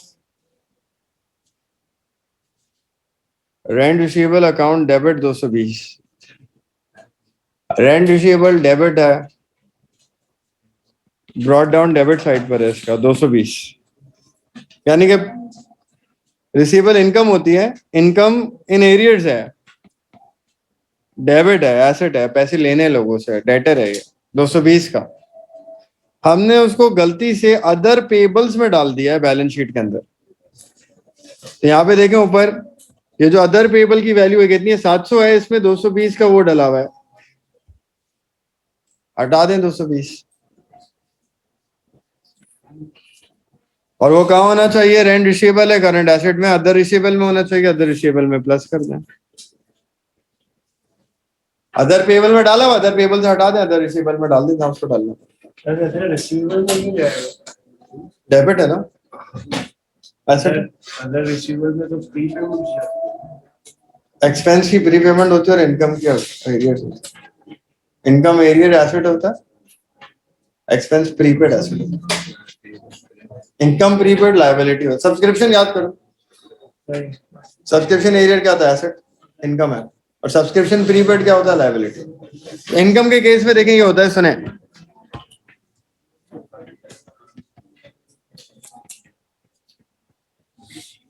income accrued है अगर, मतलब वो पैसे हमें लेने हैं, आए नहीं है अभी तक, एसेट है। और इनकम अगर प्रीपेड है, एडवांस है, तो वो लायबिलिटी है। तो इनकम एरियर एसेट होता है, इनकम प्रीपेड लायबिलिटी होती है। एक्सपेंस में उल्टा होता है, एक्सपेंस अक्रूड या एरियर्स लायबिलिटी होता है, और एक्सपेंस प्रीपेड क्या होता है, एसेट होता है। खैर यहाँ पे उसने खुद, यहाँ पे यार, यहाँ पे सिंपल ये कि इसने डेबिट लिखा हुआ ना, एसेट ही होगा, डेबिट। लायबिलिटी होता तो क्रेडिट होता, सिंपल। यहाँ पे इसने बोले यार इनकम थी, डेबिट 220। अभी तो मैं पेपर करा रहा हूँ, आप ईयरली पेपर करें और ये करें, देखिए कितना सही करते हैं, कितनी गलतियां करते हैं। पेपर देंगे उस दिन समझ में आएगा आप लोग, जितने हंसते ना क्लास में, अल्लाह को खुश रखे, आप लोग हंसे हमेशा। लेकिन हर चीज हंसने की जगह होती है कोई, और हर जगह पे जिस चीज की काम होता है वो करें तो वो अच्छा लगता है। रिजल्ट आएगा उस दिन, जी बिल्कुल। आपकी हंसी रिवाइज करके, आपको रिपीट करके, रिवाइंड करके सुनाऊंगा मैं उस दिन। अल्लाह करे आप इस पोजीशन में हो कि हंसी को हंसी की तरह समझे। पेपर देंगे फिर समझ में आएगा। अभी तो आप लोग को सब दिन ही क्या रहेगा, 4-5 दिन में समझ आ ही जाएगा, मैं क्या बोलूँ। Number 3, depreciation 20% straight line method से चार्ज कर दिया है, जो कि गलती है, जबकि किससे होना चाहिए था, रिड्यूसिंग बैलेंस मेथड से होना चाहिए था। तो 20% SLM डेप्रिसिएशन लग चुकी है, जो कि गलत है, हमें उसको हटाना है। और 20% RBM डेप्रिसिएशन लगानी है। इसमें आप डेप्रिसिएशन के एडजस्टमेंट के एरर्स देखेंगे ना, फाइनेंशियल वगैरह में देखेंगे, मुश्किल है अच्छे खासे मुश्किल, आपको समझ ही नहीं आएंगे। आप किताब खोलेंगे समझेंगे तो पूछेंगे ना मुझसे, ये तो बहुत आसान है, ये भी मुश्किल होगा भी आप सॉल्व करूंगा मैं, ये फिर आसान है। उसमें जो एरर्स आए पास पेपर के सवालों में डेप्रिसिएशन के, फाइनेंशियल के अंदर हैं, देखिएगा आप लोग, अच्छे खासे मुश्किल है। उसमें बैकवर्ड वर्किंग करके आपको कॉस्ट निकालनी है, फिर डेप्रिसिएशन की कैलकुलेशन ठीक करनी है, दो दफा डेप्रिसिएशन लगाई हुई है, 90%, 100% इज इक्वल टू एक्स करके कैलकुलेशन करनी है। तो याद रखिएगा, सॉल्व अगर टाइम मिला आप कर लीजिए। फिलहाल डेप्रिसिएशन 20% SLM से लगा दी उसने, जबकि लगनी किससे चाहिए थी। तो यहाँ पे हमें पहले चेक करना पड़ेगा कि उसने SLM से लगाई तो कितनी लगा दी जो गलत है, और हम उसको ठीक करेंगे पहले, और फिर RBM से लगाएंगे। अब सुनेगा, देखें, उसने 20% SLM से लगाई होगी ना, SLM में डेप्रिसिएशन किस पे लगती है, कॉस्ट पे लगती है। ये एक आसान बात है, अगर ये उल्टा करता तो बहुत बहुत मुश्किल हो जाती कैलकुलेशन। फिलहाल इसने SLM लगा दिया, RBM से लगाना था, तो इसने 20% किस पे लगाई होगी, कॉस्ट पे। कॉस्ट कितनी है, 65। इसने 65,000 पे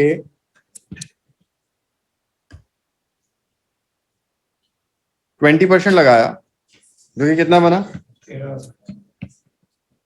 कॉस्ट ये थी, इसने SLM किया तो मतलब इसने कॉस्ट पे लगाया होगा SLM में। तो इसने कितनी डेप्रिसिएशन लगा दी, SLM से तो 13 आ रही है, इसने 13,000 की डेप्रिसिएशन लगाई हुई है SLM से, जो कि गलत है, इसको RBM से लगानी चाहिए थी। तो 13,000 इसने SLM से लगाई हुई है, वो गलत है, ये गलत डेप्रिसिएशन है, ये है गलत लगाई हुई, उसने 13,000 गलत लगाई। पहले हम इस 13,000 को रिवर्स करते हैं, एसेट की एक्चुअल पोजीशन पे आते हैं कि इस 13,000 की डेप्रिसिएशन से पहले एसेट क्या था, फिर RBM लगाते हैं। तो अभी हम क्या करेंगे, 13,000 की डेप्रिसिएशन को हटाएंगे। जब डेप्रिसिएशन को हटाएंगे तो डेप्रिसिएशन ज्यादा होगी कम होगी, डेप्रिसिएशन को हटाएंगे तो डेप्रिसिएशन ज्यादा होगी कम होगी, किसी भी चीज को हटाएंगे वो कम ही होगी ना। दुनिया में किसी भी चीज को मैं कहूँ आप हटा दें तो वो क्या होगी, ज्यादा होगी कम होगी, कम हो जाएगी। डेप्रिसिएशन हटाएंगे तो डेप्रिसिएशन क्या हो जाएगी, कम हो जाएगी। तो हम डेप्रिसिएशन हटाएंगे, डेप्रिसिएशन कम होगी। डेप्रिसिएशन कहाँ से कम होती है, यहां से कम हो जाएगी। तो अभी प्रोविजन फॉर डेप्रिसिएशन कितनी दी हुई है, देखें 31 दी, इसमें डेप्रिसिएशन लगी हुई है। 13,000 की डेप्रिसिएशन हटा दें इसमें से, तो क्या हो गया प्रोविजन फॉर डेप्रिसिएशन,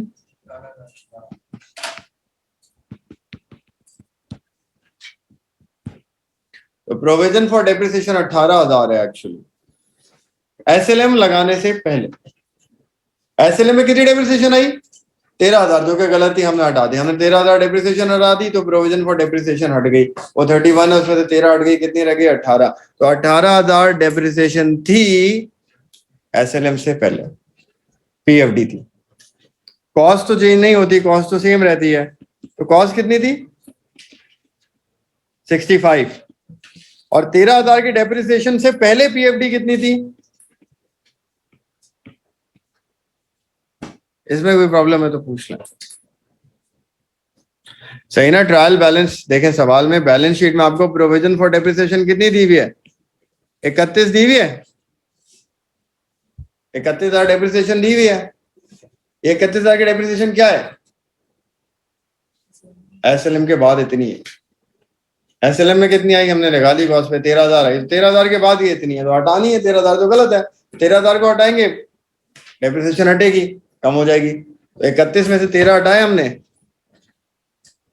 देखिए 31 में से 13 हटाए, क्या रह गई, तो ये पोजीशन थी स्ट्रेट लाइन से पहले, तो हमने हटा दी है। जबकि लगनी किससे थी, RBM से। लगाते हैं अब RBM से, 65 माइनस 18 करें 40, तो 47 का एसेट था डेप्रिसिएशन से पहले। अब लगा दें इस पे RBM लगता है, कितना लगता है 20%। RBM किस पे लगता है, कॉस्ट पे नहीं, इस पे लगता है, नेट बुक वैल्यू पे। तो कितनी आती है डेप्रिसिएशन RBM से, ये है एक्चुअल डेप्रिसिएशन।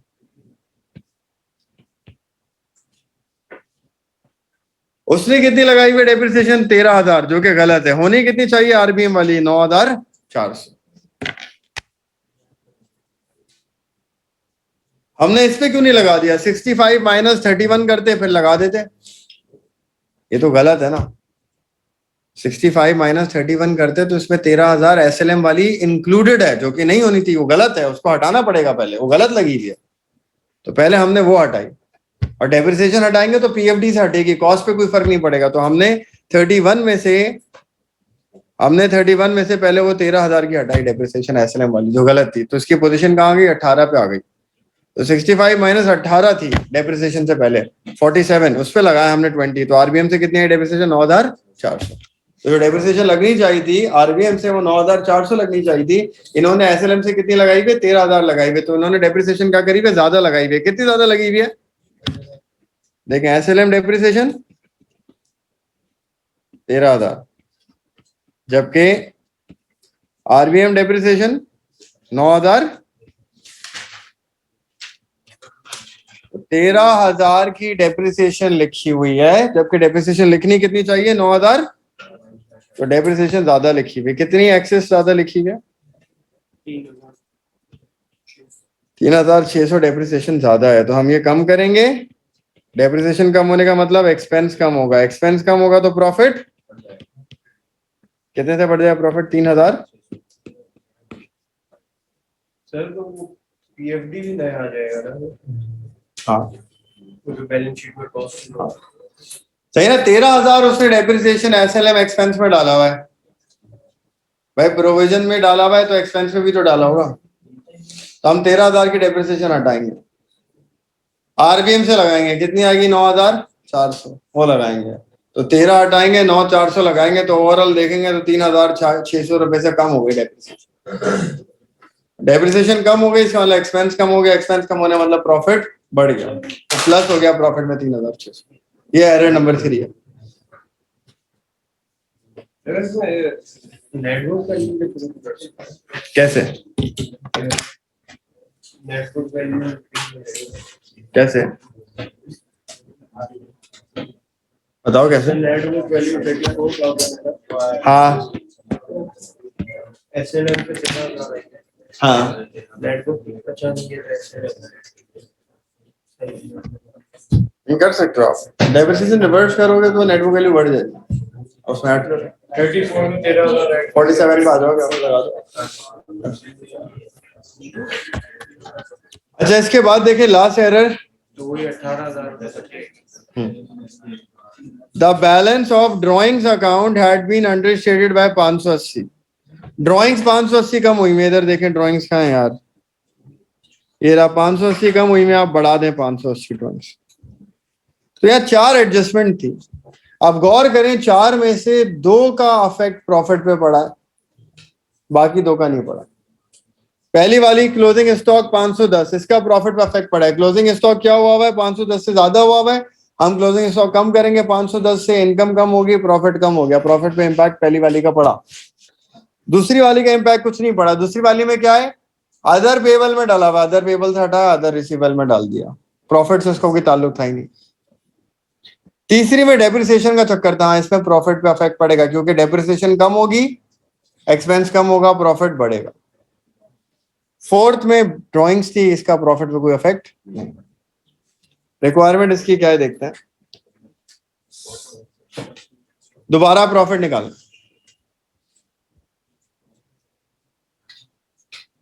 देखिए प्रॉफिट कितना दिया हुआ है। ये स्टॉक ड्राइंग नहीं है, सिर्फ ड्राइंग लिखा हुआ है, स्टॉक ड्राइंग नहीं है। स्टॉक ड्राइंग से पढ़ते हैं ना? हाँ, परचेज से माइनस होती है, वो प्रॉफिट पे अफेक्ट पड़ता है। कोई भी गलती इनकम स्टेटमेंट वाली चीज में अगर वो करेगा तो प्रॉफिट पे अफेक्ट पड़ेगा, क्योंकि इनकम स्टेटमेंट का अफेक्ट प्रॉफिट पे पड़ता है। प्रॉफिट कितना है? 11,270 है, जो गलत वाला है ना। तो प्रॉफिट ये सेकंड वाली एडजस्टमेंट भी तो फीस करेगा कैसे? एक तरह से इनकम हो रही है हमारी, जो डेबिट। वो ये नहीं बोले कि इनकम नहीं लिखी हुई, वो बोल रहे हैं इनकम का डेबिट बैलेंस था, ब्रॉट डाउन था इनकम, इनकम एसेट थी, सॉरी, पेबल कम हुआ है हमारा और रिसीवेबल बढ़ गई।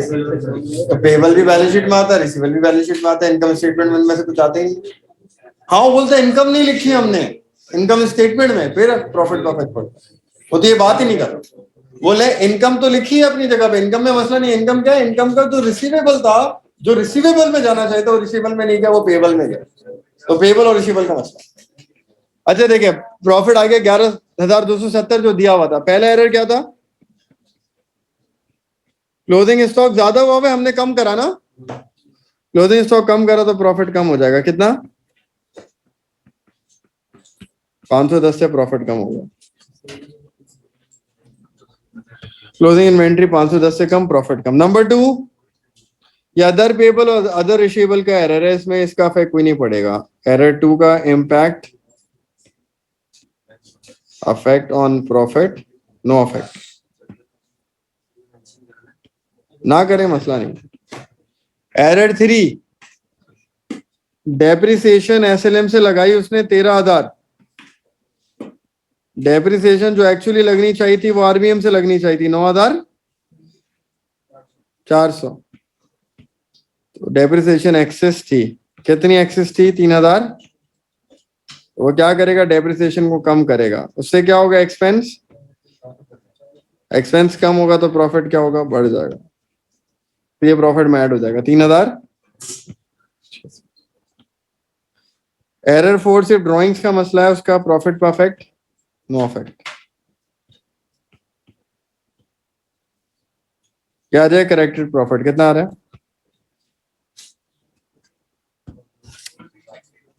14,000। ये करेक्टेड प्रॉफिट आ गया।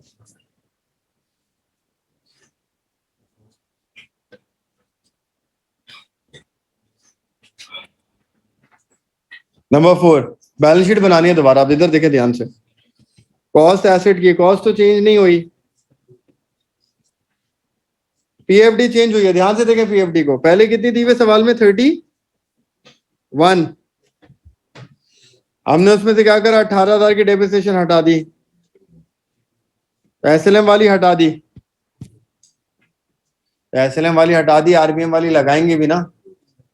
आरबीएम की कितनी आ गई? 9,400।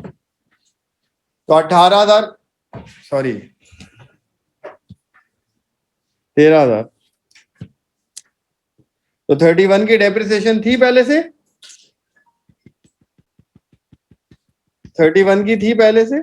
उसमें से हमने 13,000 एसएलएम वाली हटा दी और आरबीएम वाली लगा दी 9,400। तो 13,000 हटा दी, 9,400 आरबीएम वाली लगा दी। कितनी हो गई डेप्रिसिएशन? 27,400। ये आ गई डेप्रिसिएशन। करंट एसेट्स पे आ जाए। क्लोजिंग इन्वेंट्री 510 कम करके बतानी है। कितनी इन्वेंट्री? 17,390।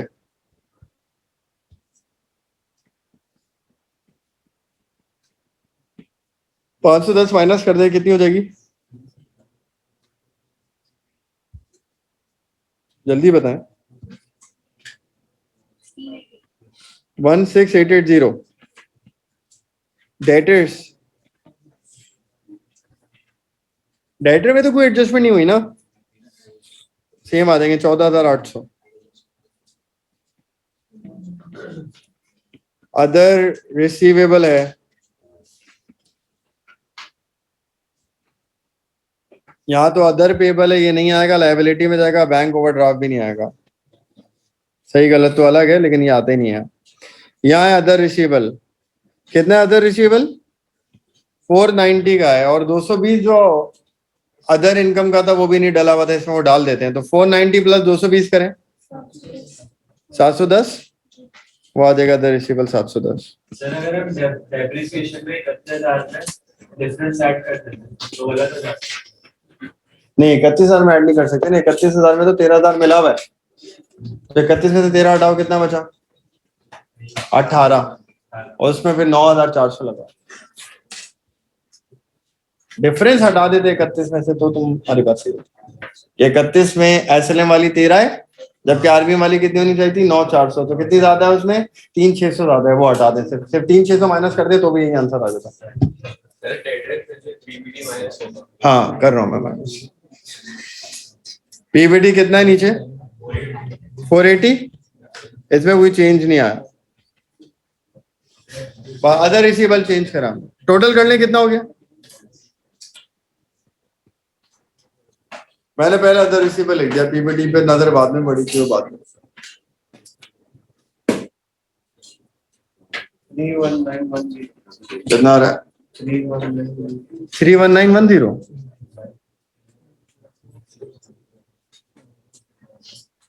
और ऊपर नॉन करंट एसेट भी प्लस कर दें टोटल, जल्दी जल्दी जल्दी बताएं इससे पहले ये 69510।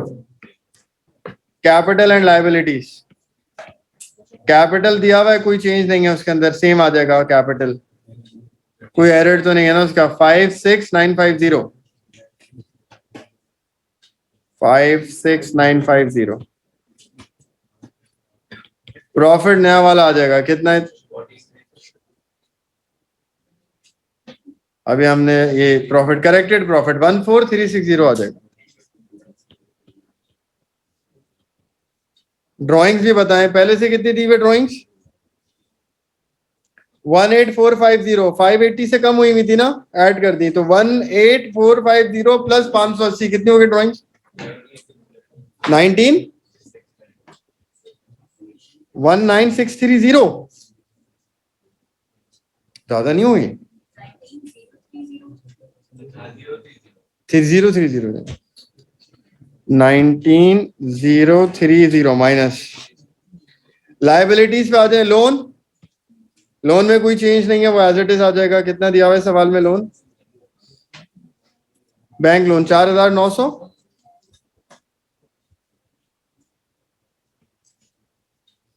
और लोन के बाद क्या है, अकाउंट पेएबल है, उनमें भी कोई चेंज नहीं है, ऐसे ही आ जाएंगे। ट्रेड पेएबल 11360, कोई एरर नहीं है, ऐसे ही आ जाएगा 11360।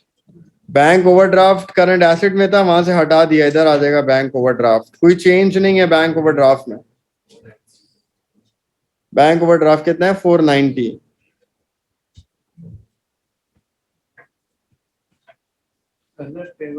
अदर पेएबल कम हो जाएगा, 700 दिया हुआ है, उसमें 220 उसके रिसीवेबल के मिलाए हुए थे, हटा दें, कितना बचा 480। टोटल कर लें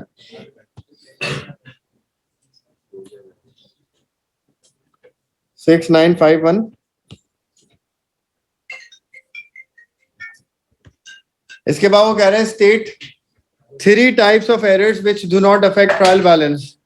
एरर्स नॉट अफेक्टिंग का नाम पूछ रहा है, error of omission, error of commission, complete reversal, principal,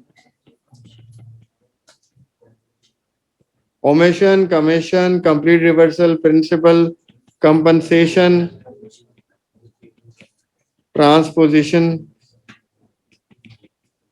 और ओरिजिनल एंट्री। मैं ट्रांसपोजिशन और ओरिजिनल एंट्री को एक ही कह रहा हूं तो इसलिए 6 हो गया, वरना 7 है। कोई भी 3 के नाम बता। Factory A has 2 production departments, assembly, finishing, and 2 service departments, administration and canteen. Absorption is used at this factory. Budgeted overheads have already been apportioned. मतलब स्टेप 1 होता था ना, हम ओवरहेड्स को डिवाइड करते थे सारे डिपार्टमेंट से, वो कह रहा है वो हो चुका है, रीअपोर्शनमेंट करना है, सर्विस को खत्म करना है। अब ये इसने बताया हुआ है, पहले कैंटीन खत्म होगा, किस तरह 50% कैंटीन का असेंबली में जाएगा, 40% फिनिशिंग में जाएगा, 10% एडमिन में जाएगा। कैंटीन खत्म होने के बाद फिर एडमिनिस्ट्रेशन खत्म होगा 75% और 25%। ठीक है, ये रीस्टेटमेंट। पहले कैंटीन को खत्म करना है, कितना है कैंटीन 15400, खत्म करें इसको, रीअपोर्शनमेंट हो गई, ये खत्म हो गया, 0 हो गया। इस 15400 को तीनों में डिवाइड करें, किस तरह 50%, 40%, 10% करें इसका 7700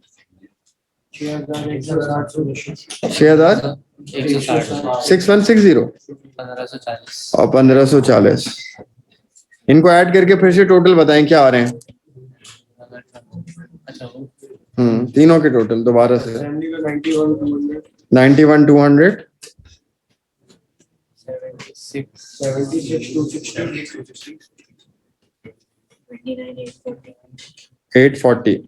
अब किसको खत्म करना है हमें? एडमिनिस्ट्रेशन को। एक और सर्विस था ना, सर्विस सारे खत्म होते हैं। ये खत्म हो गया, ये भी जीरो हो गया, और ये 29 840 खत्म हो गया। किसमें डिवाइड हो गया? दो में, 75% 25%। तो 29 840 को 75 25 करें, 22 380 22 अच्छा 22,380 7460 7460 सही है। 75% और 25%। ये आप टोटल निकाल लें दोबारा इनके। 113,580 113,580 8372 ये टोटल है। यही तो समझना था। नहीं यार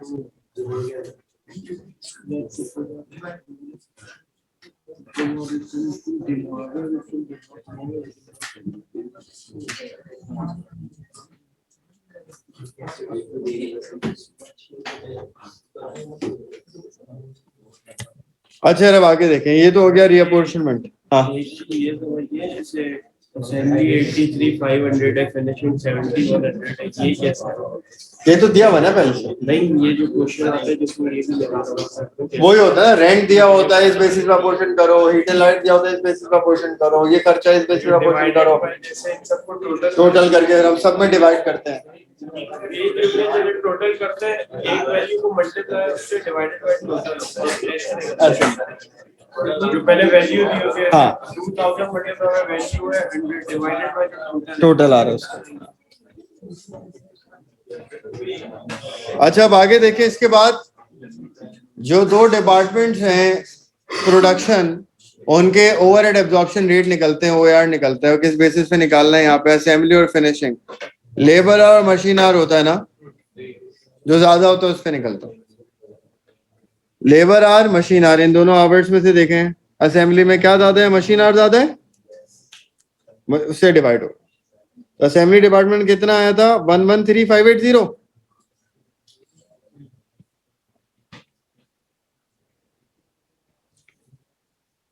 डिवाइड बाय कितने घंटे? 2800 मशीन आवर्स। कितना आ गया? ज्यादा हो तो उसे डिवाइड कर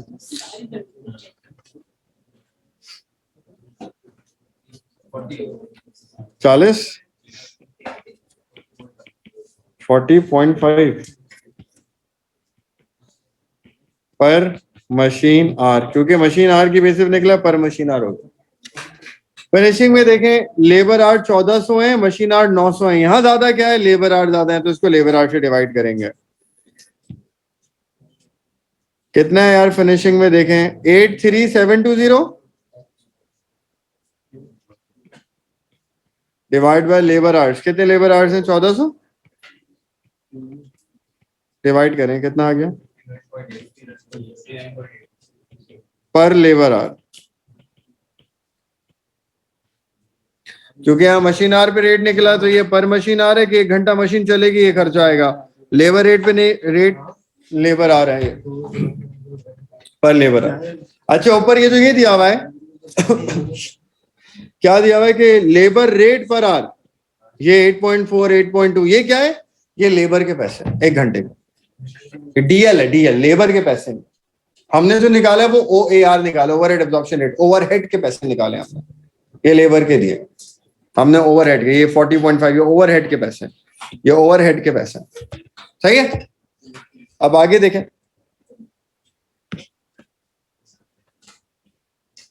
ये आ गया जॉब कॉस्टिंग का पार्ट। अब देखें इसमें ये कह रहा है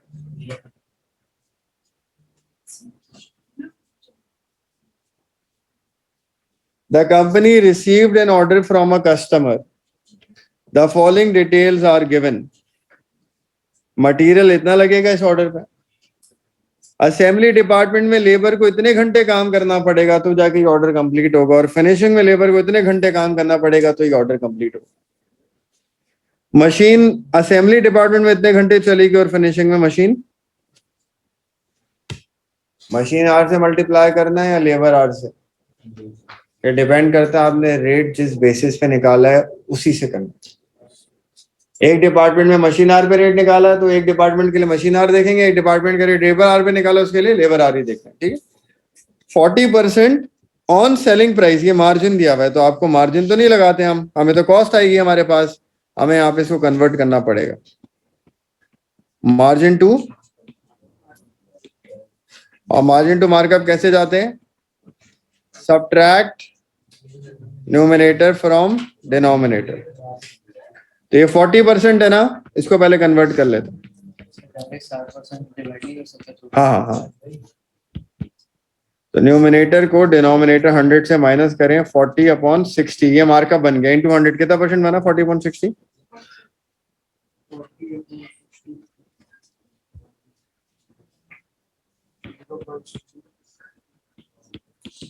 ये मार्कअप आ गया। तो 40% मार्जिन का मतलब ये मार्कअप चार्ज करते हैं, सब्ट्रैक्ट न्यूमरेटर फ्रॉम डिनोमिनेटर। अब देखें इसको, सेलिंग प्राइस बतानी है तो पहले तो हम कैलकुलेशन करते हैं, कॉस्ट निकालते हैं। डायरेक्ट मटेरियल दिया हुआ है, कितना है मटेरियल? इस जॉब के लिए 1880 का मटेरियल लग गया। लेबर, दो डिपार्टमेंट है, असेंबली और फिनिशिंग। असेंबली में लेबर कितने घंटे काम करेगी? 11 पॉइंट मल्टीप्लाई बाय लेबर के पैसे क्या असेंबली डिपार्टमेंट में देखें, ये 8 पॉइंट, लेबर एक घंटे के 8.4 लेती है और 11.5 घंटे लेबर से काम कराना है तो कितने पैसे देने पड़ेंगे? कितना? 96.6। फिनिशिंग में कितने घंटे काम है? 6.1 आवर्स। फिनिशिंग डिपार्टमेंट की लेबर क्या पैसे लेती है? तो लेबर के पैसे ना, डीएल है तो लेबर से ही मल्टीप्लाई करेंगे। 8.2 लेती है एक घंटे के, तो 6.1 घंटे के कितने हो गए? 50. अब आ जाएंगे हम ओवरहेड्स के ऊपर।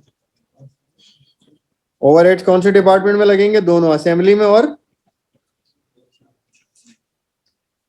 अब असेंबली और फिनिशिंग में ओवरहेड किस हिसाब से लगेंगे डिपेंड करता है किस बेसिस पे आपने ओवरहेड निकाला है। अगर आपने इस डिपार्टमेंट का मशीन आर की बेसिस पे निकाला है तो आप मशीन आर को ढूंढेंगे इस डिपार्टमेंट के।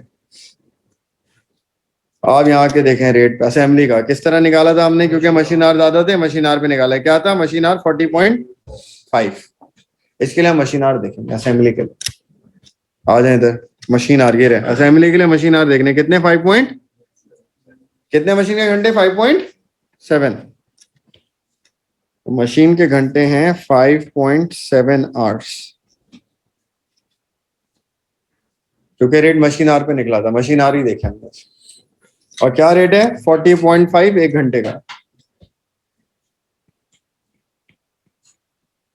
5.7 मल्टीप्लाई बाय 40.5, 230।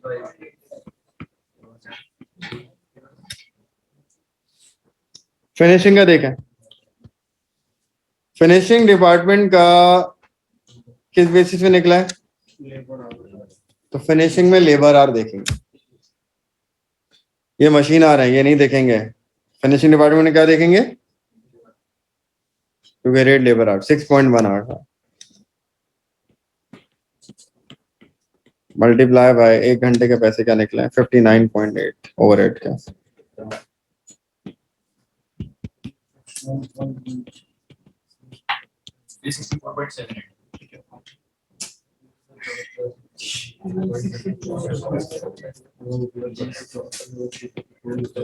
ऐड कर लें, अब आ जाएगी total cost, DM DL overhead, इन तीनों को प्लस करना है। सही है। ओवरहेड निकालते हुए क्या देखना है? देखिए डीएल लेबर निकालते हुए क्या देखना है? लेबर आर और लेबर के पैसे, लेबर आर और लेबर के पैसे, क्योंकि लेबर का खर्चा निकाल, लेबर का खर्चा निकालते हुए क्या देखेंगे? लेबर ने कितने घंटे काम करा और एक घंटे के लेबर क्या पैसे लेगी। ओवरहेड निकालते हुए क्या देखेंगे? किस बेसिस पे ओवरहेड का रेट है। मशीन आर पर है तो मशीन आर देखेंगे, लेबर आर पर है तो लेबर आर देखेंगे। टोटल 2622 पूरा 0.43। और क्या मार्कअप है भाई इसमें? मार्जिन 60% था, मार्कअप 66.67% लगाएं इस पे मार्कअप, कॉस्ट आई है ना, कॉस्ट पे मार्कअप लगता है, प्रॉफिट आ जाएगा, कितना आ गया प्रॉफिट जो हमें रखना है इस जॉब पे? 1748 चेक कर लें एक बार, 17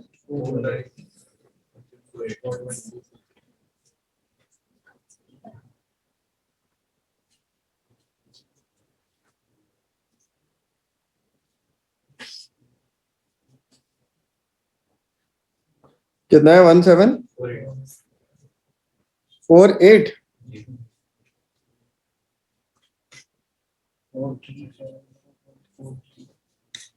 1748.37 प्लस कर दें इसको, क्या आ जाएगी सेलिंग प्राइस? जल्दी बताएं, जल्दी जल्दी जल्दी। 4370.8 ये सेलिंग प्राइस, ये जॉब कॉस्टिंग का पार्ट आ गया इसका, ये था जॉब कॉस्ट, सेलिंग प्राइस आ गई, जॉब कॉस्टिंग। अब इसका आगे चलते रहिए, पहले आप लोग देख लें इसको कोई प्रॉब्लम है तो पूछ लें, इसको कॉपी कर लें, नेक्स्ट पार्ट में चलते हैं।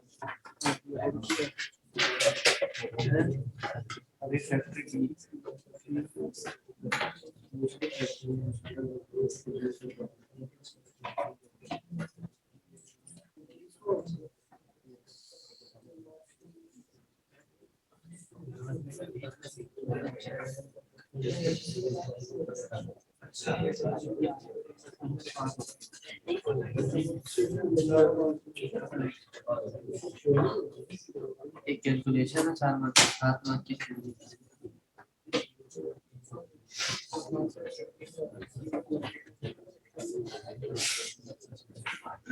अच्छा आगे वाला पार्ट देखें, सुने part D, state 2 possible causes of under absorption of overheads. Under absorb क्यों होता है? थ्योरी लिखवाई थी आप लोगों को,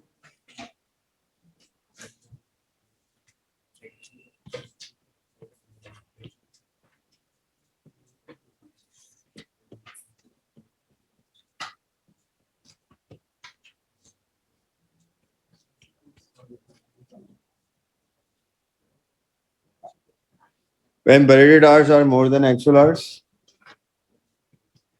when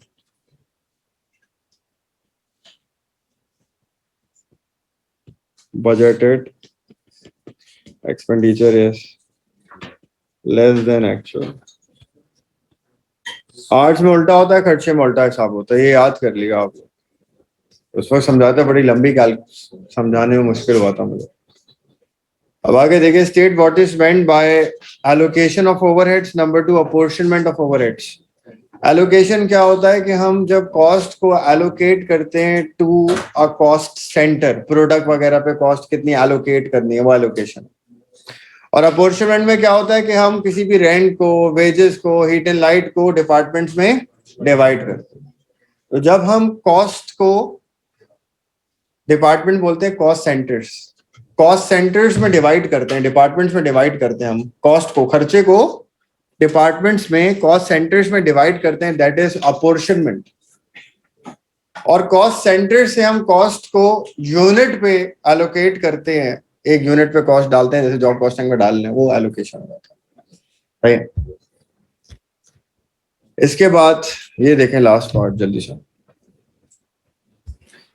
T Limited manufactures a single product in factory B. Marginal costing is used at this factory. The following information is available for December when production was 9000 units की calculation है। अरे यार इसमें DL टेक्निकल है यार, समझिएगा। 9000 units normally काम किया जाता है, 1000 यूनिट्स का ओवर टाइम है। 9000 यूनिट बनेंगे तो नॉर्मल हिसाब से बन जाएंगे, और 9000 से ज्यादा बनाने पड़ेंगे तो ओवर टाइम देना पड़ेगा लेबर को। 1000 ओवर टाइम पे काम हुआ, सॉरी उल्टा बोल दिया मैं। 9000 यूनिट बने, 9000 के अंदर 1000 ओवर टाइम, यानी कि 8000 बनते तो वो नॉर्मल लेबर को नॉर्मल पैसों पे बनाते, 1000 ओवर टाइम के बने, तो 8000 नॉर्मल, 1000 ओवर टाइम मिला के कितने बने इस महीने? 9000 बने। ये क्या, ये लिखा है। सही ना लिखा हुआ? The following information is available for December when production was 9000 units which included 1000 over time. 9000 बने जिसमें से 1000 ओवर टाइम थे, तो 9000 में से 1000 ओवर टाइम थे, तो नॉर्मल कितने थे? तो 8000 नॉर्मल थे और 1000 ओवर टाइम यूनिट्स हैं। ये यूनिट्स में लेबर को नॉर्मल पैसे देते हैं, लेकिन जब ओवर टाइम की बात आती है तो लेबर को क्या पैसे देते हैं? ओवर टाइम के 1.25 टाइम्स जो नॉर्मल पैसे होते हैं उसके 1.25 टाइम्स दिए जाते हैं यूनिट। जो भी आप एक यूनिट के पैसे देते होंगे लेबर को, जो भी देते होंगे, ये नहीं पता कितने देते हैं, पैसे नहीं पता, जो भी लेबर को एक यूनिट के पैसे देते हैं ओवर टाइम के कितने देते हैं? उससे 1.25 टाइम्स, यानी 0.25 टाइम ज्यादा देते हैं ओवर टाइम। 30 रुपए की बिकती है, 30 selling price. Director have been considering changing supplier of material, the following is available. An overseas supplier is prepared to become the company's sole supplier of material at 5.5 per unit, including delivery cost. इतने का मिलेगा एक unit अब 5.5 का, ठीक है। Supplier can only provide sufficient material for company to make 7600। भाई 7600 unit का सामान दे सकता है, इससे ज्यादा नहीं। तो 7600 का सामान इससे ले लेंगे, हमने बनाए कितने? 9000, तो कम कितने पड़ गए? 7600 का सामान आ गया, कितने कम पड़ गए? 9000 करने के लिए 1400 के सामान का कुछ और इंतजाम करना पड़ेगा। The directors do not expect any other cost or the unit selling price to change. All production will be sold. कोई ओपनिंग क्लोजिंग इन्वेंट्री नहीं होगी। सर ये पहली बार ये कौन सी पहले बार? वो कह रहा है यार हम लोग सप्लायर चेंज कर रहे हैं, एक ओवरसीज सप्लायर आएगा, उससे काम करवाएंगे। अब ओवरसीज सप्लायर हमसे कितने पैसे लेगा? एक यूनिट के 550 रुपए लेगा, डिलीवरी कॉस्ट शामिल करके। तो हमें एक यूनिट मटेरियल, एक यूनिट का मटेरियल कितना पड़ेगा? 5.5 पड़ेगा। लेबर अलग है। फिर वो कह रहा है मटेरियल वो कितना दे सकेगा? हमें 7600 यूनिट का सामान दे सकेगा, बाकी हमें कुछ और करना पड़ेगा। अब क्या करना आगे वो बताएगा, अभी देखते हैं। कैलकुलेट सुने, maximum profit per month that can be made if material were obtained from overseas supplier and production limited to 7600। वो कह रहा है हम अगर 7600 ही बनाए और ओवरसीज सप्लायर से खरीदे मटेरियल, 9000 नहीं बनाए, कितने बनाए? 7600 ही बनाए, जो वो हमें दे सकता है उतना ही बनाए, छोड़ दें 1400 यूनिट। तो 7600 यूनिट बनाए, वही बेचे, तो क्या प्रॉफिट होगा ये बताओ। तो 7600 यूनिट्स की वर्किंग करनी, क्या हमारे पास पर यूनिट है? मटेरियल है पर यूनिट, कितना है? 5.5।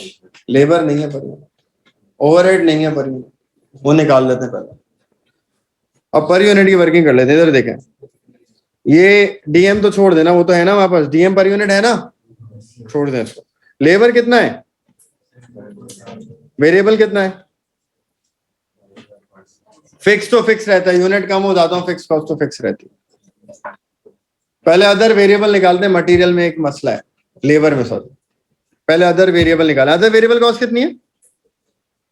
देखें इधर, अदर वेरिएबल कॉस्ट कितनी है? ये कितने यूनिट्स की है? 22,500 कॉस्ट है ये 9000 यूनिट्स की ना, तो एक यूनिट की कितनी हुई? 2.5 पर यूनिट आ गई। 7600 यूनिट की निकाल सकते हैं। अब फिक्स तो फिक्स रहेगी, मटेरियल भी 7600 का 5.5 के हिसाब से निकल सकता है ना, लेबर का मसला रहेगा सर। अब ध्यान से देखें, ये टेक्निकल पार्ट है। इसमें क्या है? लेबर है, कितनी है लेबर? कितने यूनिट की है? कितने यूनिट की है? 74,000 कितने यूनिट्स का डाटा है? कितने यूनिट का डेटा है ये सारा? तो ये जो 74 है कितने यूनिट के? 9000 के। 9000 में अब एक प्रॉब्लम है, इसको डिवाइड बाय 9000 नहीं कर सकते क्योंकि 1000 ओवर टाइम, क्योंकि 1000 यूनिट इसमें क्या है? ओवर टाइम के, वो अलग पैसों से हैं, और 8000 यूनिट अलग पैसों से। ये एक टेक्निकल बात है, ये हो जाए आपसे सवाल सॉल्व हो जाएगा, ये नहीं हुआ तो गए आपके मार्क्स। अब देखें, अब इधर देखें, लेबर इज 74,000, कितने यूनिट की है? 9000 यूनिट। इसमें तो ओवर टाइम वाले कितने? एक यूनिट के क्या पैसे हैं लेबर के? लेबर एक यूनिट के कितने पैसे लेती है बताया हुआ है? जब वही नहीं बताया हुआ तो 1.25 टाइम्स क्या बनेंगे वो कैसे बताएं भाई? अगर हमें पता हो एक यूनिट के 10 रुपए हैं तो हम बोलेंगे यार ओवर टाइम हो जाएगा 12.5 रुपए का। एक यूनिट के 50 रुपए हैं तो ओवर टाइम हो जाएगा यार 60-62 रुपए का। हमें यही नहीं पता एक यूनिट के क्या पैसे, तो ओवर टाइम कितना निकलेगा वो कैसे बताएं? हम कहते हैं यार लेबर जो है ना एक यूनिट के लेती है इतने पैसे। एक यूनिट की लेबर कितने पैसे लेती है? एक्स लेती है। एक यूनिट की लेबर लेती है एक्स। कितने यूनिट है जो एक्स पे बने? वो तो ओवर टाइम हो गया। 1000 तो ओवर टाइम है। एक्स है नॉर्मल तनख्वाह लेबर की, नॉर्मल पैसे ओवर टाइम के बगैर। नॉर्मल पैसे लेबर क्या लेती है? एक यूनिट के एक्स लेती है। कितने यूनिट है जो नॉर्मल पैसे पे बने? तो 8000 यूनिट के क्या हो जाएंगे? एक यूनिट के एक्स है तो 8000 यूनिट के क्या हो जाएंगे? 8000 एक्स।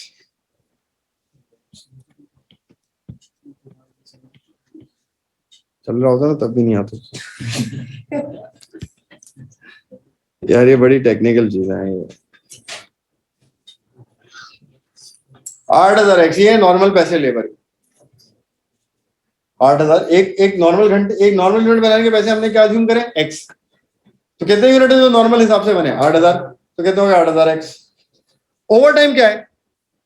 1.25 of x. ये ओवर टाइम के पैसे एक यूनिट के। एक यूनिट के ओवर टाइम के क्या है? 1.25 एक्स। कितने यूनिट ओवर टाइम वाले? 1000 यूनिट इस पे बने। मतलब इस तरह कर लेते हैं और आसान, आप लोगों को शायद समझ में आ जाए। नॉर्मल पैसे एक्स, 8000 यूनिट बने नॉर्मल पैसों के,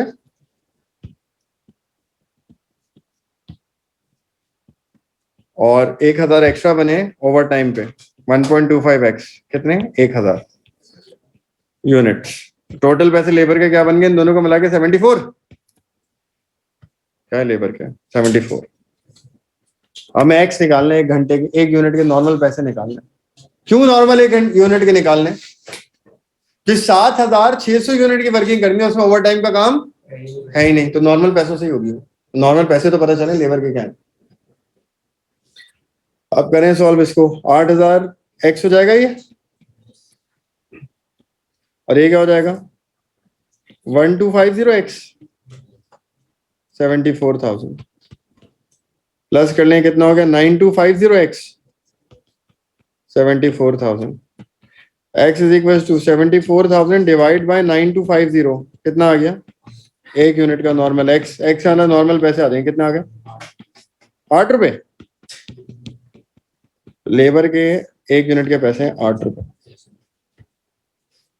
तो ये एक यूनिट क्या है? नॉर्मल पैसे, नॉर्मल पैसे आए। एक्स क्या था? नॉर्मल था ना, तो एक यूनिट के नॉर्मल पैसे लेबर क्या लेती है? 8। ओवर टाइम की क्या लेती होगी? 1.25 ऑफ 8 यानी कि 10 रुपए शायद। एक्स आया, एक्स क्या था? नॉर्मल पैसे थे। नॉर्मल पैसे क्या? एक यूनिट के 8 रुपए, ये पता चल गया। अब हमें 7600 की वर्किंग करनी है। देखिए सर, सेल्स 7600 यूनिट जब बिकेंगे तो सेलिंग प्राइस वो कह रहे चेंज नहीं होगी। सेलिंग प्राइस कितनी थी उसने बताया हुआ? 30 रुपए थी, वो ही रहेगी। इनटू 30 कितना आ गया? जल्दी बताएं, जल्दी जल्दी जल्दी बता दें। 2,28,000। डायरेक्ट मटेरियल 7600 यूनिट्स, और एक यूनिट का उसने बोल दिया मटेरियल कितने का मिलेगा? 5.5 का मिलेगा। तो मल्टीप्लाई करते हैं 5.5 इंटू ये 41। Direct labour 7600 unit, over time इधर बन ही नहीं रहा है, और एक यूनिट के क्या पैसे हैं नॉर्मल, हमने निकाले 8 रुपए हैं एक यूनिट के, तो 7,600 यूनिट के कितने हो गए? 60800 ओवरहेड, वेरिएबल ओवरहेड क्या था? 2.5 आया था ना एक यूनिट का, और 7,600 यूनिट का क्या हो जाएगा? मल्टीप्लाई कर दें, कितना हो जाएगा? 19,000 माइनस करें, कंट्रीब्यूशन आ जाएगा। मार्जिनल कॉस्टिंग यूज करते हैं ना,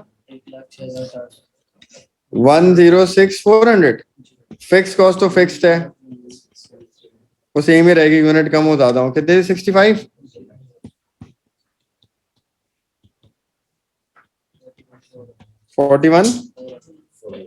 ये प्रॉफिट करेगा 7,600। लास्ट पार्ट, चलो एक मिनट।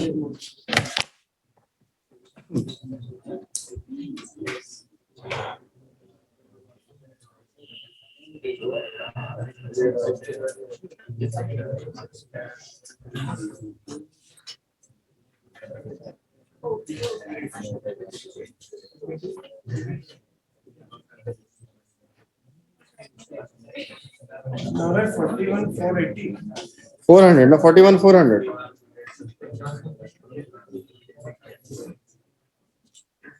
मुश्किल सवाल है।